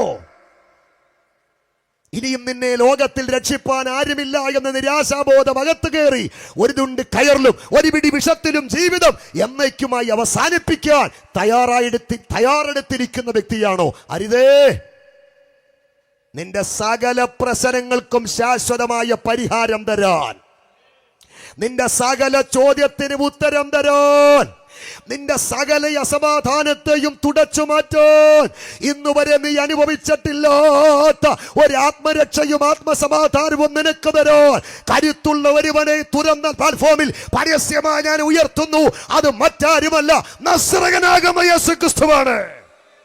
അവൻ എന്റെ രക്ഷകനാണ്, അവൻ നിങ്ങളുടെ രക്ഷകനാണ്, അവൻ നമ്മുടെ രക്ഷകനാണ്, അവൻ ലോകത്തിന്റെ രക്ഷകനാണ്. മറ്റൊരുത്തരിലും രക്ഷയില്ല. നിനക്ക് രക്ഷ തരാൻ പ്രാപ്തനായ ഒരുവൻ മാത്രം, അത് യേശുക്രിസ്തു മാത്രമാണ്. അവനിലൂടെയുള്ള സമാധാനവും സന്തോഷവും വേണോ? കർമ്മങ്ങളും കർമ്മകാണ്ഡങ്ങളും ആചാരങ്ങളും അനുഷ്ഠാനങ്ങളും ഒന്നും വേണ്ട. നീ സമ്പാദിച്ച് കഷ്ടപ്പെട്ടുണ്ടാക്കിയ ധനമോ സമ്പത്തോ വേണ്ട. നിന്റെ ശരീരം മുറിഞ്ഞൊടുകുന്ന രക്തം അവന് വേണ്ട. അവന്റെ സമാധാനവും അവൻ വിഭാവന ചെയ്ത നിത്യദീപനും നിനക്ക് വേണമെങ്കിൽ ഒറ്റ വഴി, നിന്റെ ഹൃദയം അവനായെന്ന് തുറന്നു കൊടുക്കൂ. നിന്റെ ഹൃദയത്തിൽ അവനെ രക്ഷകനായെന്ന് സ്വീകരിക്ക്. അവൻ നിനക്ക് ഉദ്ധാരണങ്ങളുടെ ദൈവമാണ്. മരണത്തിൽ നിന്നുള്ള നീക്കുപോക്ക് അവങ്കലുണ്ട്. ബൈബിൾ പറയുന്നു, അവങ്കലേക്ക് നോക്കിയവർ അവരുടെ മുഖം കൈ ഉയർത്തി അവനെ ഒന്ന് മഹത്വപ്പെടുത്താം. ഞാൻ ദീർഘിപ്പിക്കുന്നില്ല. അപ്പൊ യേശുക്രിസ്തുവിന്റെ രാജത്വം, അവന്റെ പുത്രത്വം അംഗീകരിക്കാൻ കഴിയാതെ പോയ യഹൂദന്മാർ അവനെ എന്താ ചെയ്തത്? കൊന്നെന്ന് മാത്രമല്ല, അവനെ രാജകോലം കെട്ടിച്ചു, മരക്കുരിശിൽ തറച്ചു, രാജകോലം കെട്ടിച്ചു. യേശുക്രിസ്തുവിന്റെ രാജത്വം അംഗീകരിക്കാൻ കഴിയാതെ പോയവർ ചെയ്ത കടുങ്കൈയാണ്.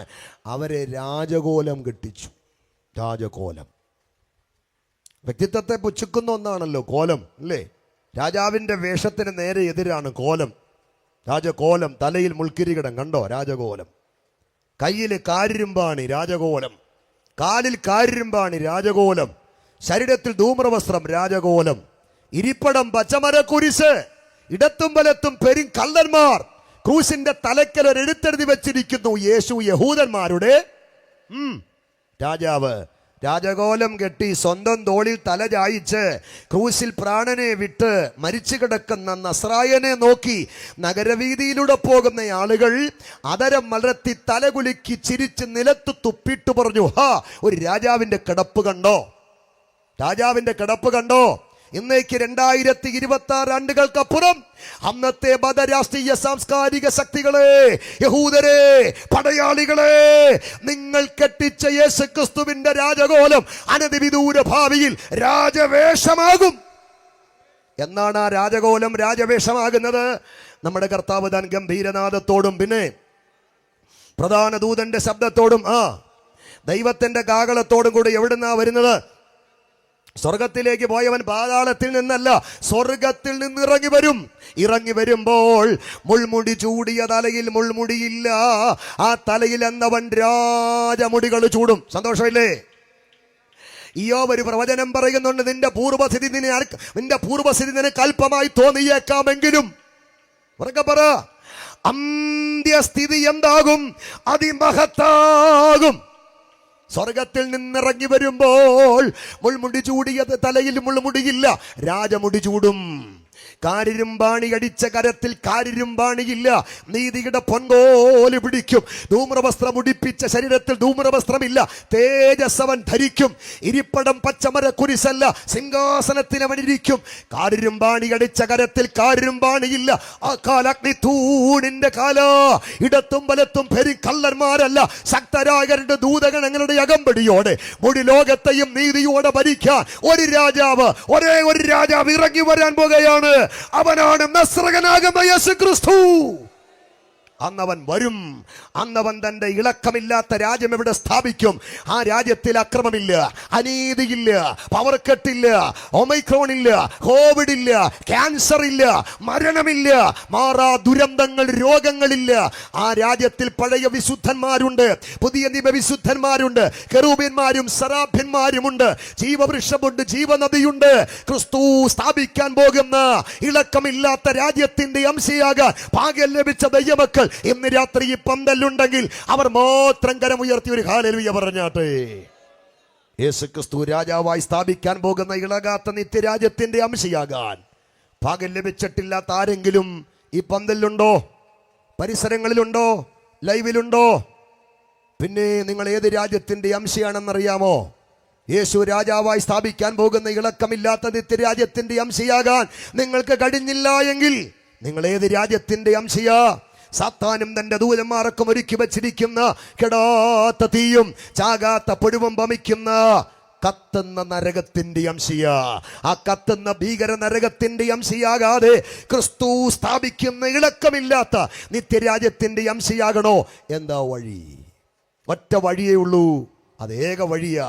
നിങ്ങളുടെ പാപം നിമിത്തം 2000 വർഷങ്ങൾക്കപ്പുറം താണലോകത്തിൽ വന്ന് പാപത്തിന്റെ വിമോചനത്തിന് വിദുസ്സകമായ പീഡകൾ സഹിച്ച് പാപത്തിന്റെ പരിഹാരത്തിന് വേണ്ടി കാൽവറിയിൽ മരിച്ച് കല്ലറയിൽ അടക്കപ്പെട്ട് ഉയർത്തെഴുന്നേറ്റ് ഇന്നും ജീവിക്കുന്ന യേശുക്രിസ്തുവിനെ ഏക രക്ഷകനായി സ്വീകരിക്കുക, കർത്താവായി സ്വീകരിക്കുക. മറ്റൊരുത്തനും രക്ഷയില്ല, രക്ഷകൻ ക്രിസ്തു മാത്രമാണ്. യേശുക്രിസ്തുവിനെ രക്ഷകനെ കർത്താവായി സ്വീകരിച്ചവർ പിതാവിന്റെയും പുത്രന്റെയും പരിശുദ്ധാത്മാവിന്റെ നാമത്തിൽ സ്നാനമേൽക്കുക. സ്നാനമേറ്റവർ ആത്മാവെന്ന ദാനം പ്രാപിക്കുക. ആത്മദാനം പ്രാപിച്ചവർ വേദപുസ്തകത്തിന്റെ ഉപദേശ സത്യം അനുസരിച്ച് വിശുദ്ധിയോടെ ജീവിക്കുക. യേശു രാജാവായി സ്ഥാപിക്കാൻ പോകുന്ന ഇളകാത്ത രാജ്യത്തിന്റെ അംശിയാകുവാൻ നിങ്ങൾക്കും ഭാഗ്യമുണ്ട്. ആ ഭാഗ്യം ലഭിച്ചിട്ടില്ലാത്ത ആരെങ്കിലും ഉണ്ടോ? ഇതാ രക്ഷാ ദിവസം, ഇതാണ് സുപ്രസാദകാലം, ഇതാ രക്ഷകൻ നിന്റെ ചാരേ.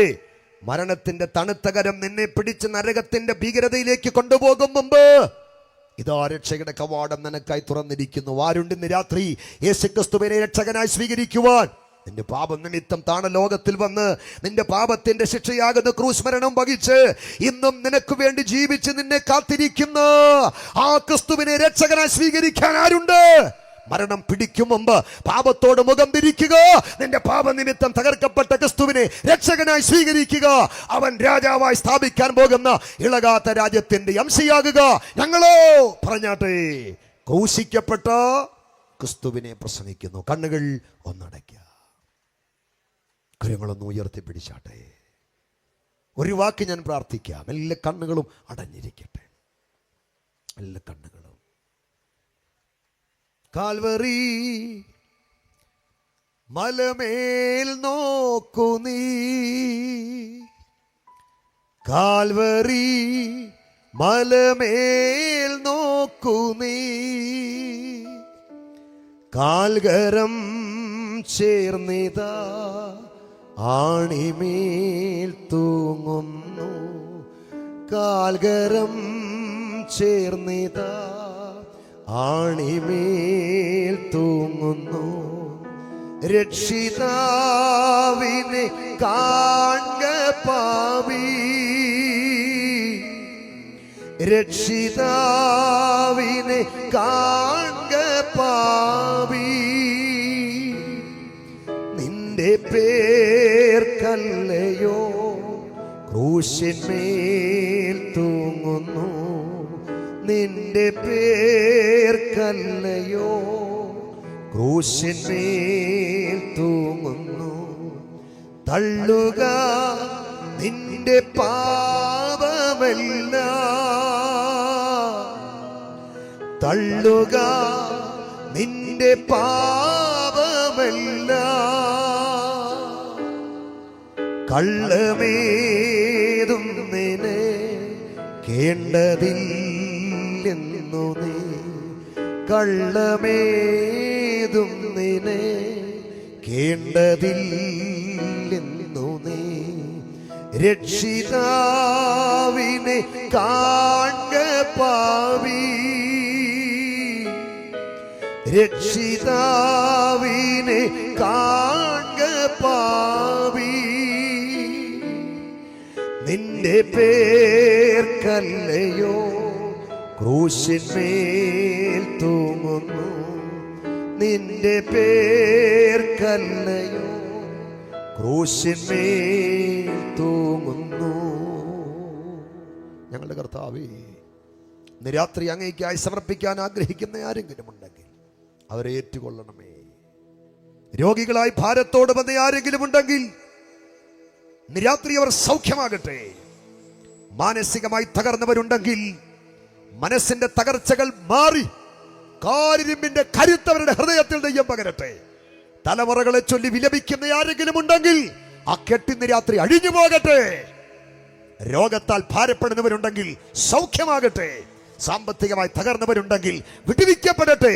ആത്മീകമായി ക്ഷീണിച്ചവരുണ്ടെങ്കിൽ ശക്തിപ്പെടട്ടെ. ക്രൂശിന്റെ വചനം നശിച്ചു പോകുന്നവർക്ക് പോഷത്വമാണെങ്കിൽ ഇന്ന് രാത്രി വിശ്വസിക്കുന്ന മക്കളുടെ മേൽ ഈ വചനത്തിന്റെ വിളംബരങ്ങൾ ദൈവശക്തിയായും നിത്യജീവനായും വെളിപ്പെടട്ടെ. ഈ ജനത്തെ അനുഗ്രഹിക്കുന്നു, ഈ നാടിനെ അനുഗ്രഹിക്കുന്നു യേശുവിൻ നാമത്തിൽ തന്നെ. നമ്മുടെ കരമുയർത്തി ഉച്ചത്തിൽ 2 ഹല്ലേലൂയ പറയാം. ഒന്നുകൂടെ നമുക്കെല്ലാവർക്കും ദൈവസന്നിധിയിൽ എഴുന്നേറ്റ് നിൽക്കാം. പ്രത്യാശയുടെ ഗാനത്തിന്റെ പഴയ ആ പാട്ടിന്റെ 2 വരികൾ ചേർന്ന് കരമടിച്ച് പാടി നമുക്ക് കർത്താവിനെ ആരാധിക്കാം. ആദ്യം ഞാൻ പാടിയ പാട്ട് നമുക്ക് ചേർന്ന് പാടി ആരാധിക്കാം. കാൽവറി ദർശനം കാണുന്നൻ മുൻപിലായി, കാൽവറി ദർശനം കാണുന്നൻ മുൻപിൽ. കരവന്നടിച്ചാട്ടെ. അൻപിനാലുള്ളവും കണ്ണു നിറയുന്നേ, അൻപിനാലുള്ളവും കണ്ണു നിറയുന്നേ, കാൽവറി ദർശനം കാണുന്നൻ മുൻപിലായി, കാൽവറി ദർശനം കാണുന്നൻ മുൻപിലായി, അൻപിനാലുള്ളവും കണ്ണു നിറയുന്നേ, അൻപിനാലുള്ളവും കണ്ണു നിറയുന്നേ. വന്ദനമേ യേശുരക്ഷകൻ നായകനേ, വന്ദനമേ വന്ദനമേ, വന്ദനത്തിലെന്നും യോഗ്യനേ, ഓ വന്ദനത്തിലെന്നും യോഗ്യനേ. പൊന്നുമഹേശനേ, പൊന്നുമഹേശനേ, നിന്നൂടെ കാരുണ്യം, പൊന്നുമഹേശനേ, നിന്നൂടെ കാരുണ്യം സന്തതമോട്ടു ഞാൻ നന്ദിയാൽ പാടുമേ, സന്തതമോട്ടു ഞാൻ നന്ദിയാൽ പാടുമേ. വന്ദനമേ യേശുരക്ഷകൻ നായകനേ,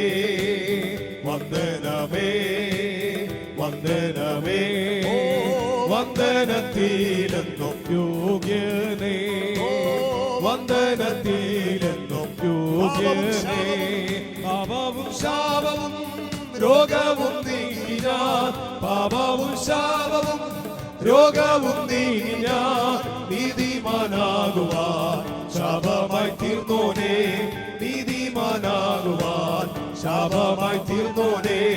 വന്ദനമേ യേശു രക്ഷകനൻ നായകനേ, വന്ദനമേ വന്ദനമേ. വന്ദനത്തിലെന്നും യോഗ്യനേ, വന്ദനത്തിലെന്നും യോഗ്യനേ. നിന്നനുഗ്രഹങ്ങൾ എന്നിൽ നീ തന്നതാ, നിന്നനുഗ്രഹങ്ങൾ എന്നിൽ നീ തന്നതാ. നിന്നുടെ വന്ദനം എന്നുമൻ ഗാനമാ, നിന്നുടെ വന്ദനം എന്നുമൻ ഗാനമാ. വന്ദനമേ യേശു രക്ഷകനൻ നായകനേ, വന്ദനമേ വന്ദനമേ. വന്ദനത്തിലെന്നും യോഗ്യനേ, വന്ദനത്തിലെന്നും യോഗ്യനേ.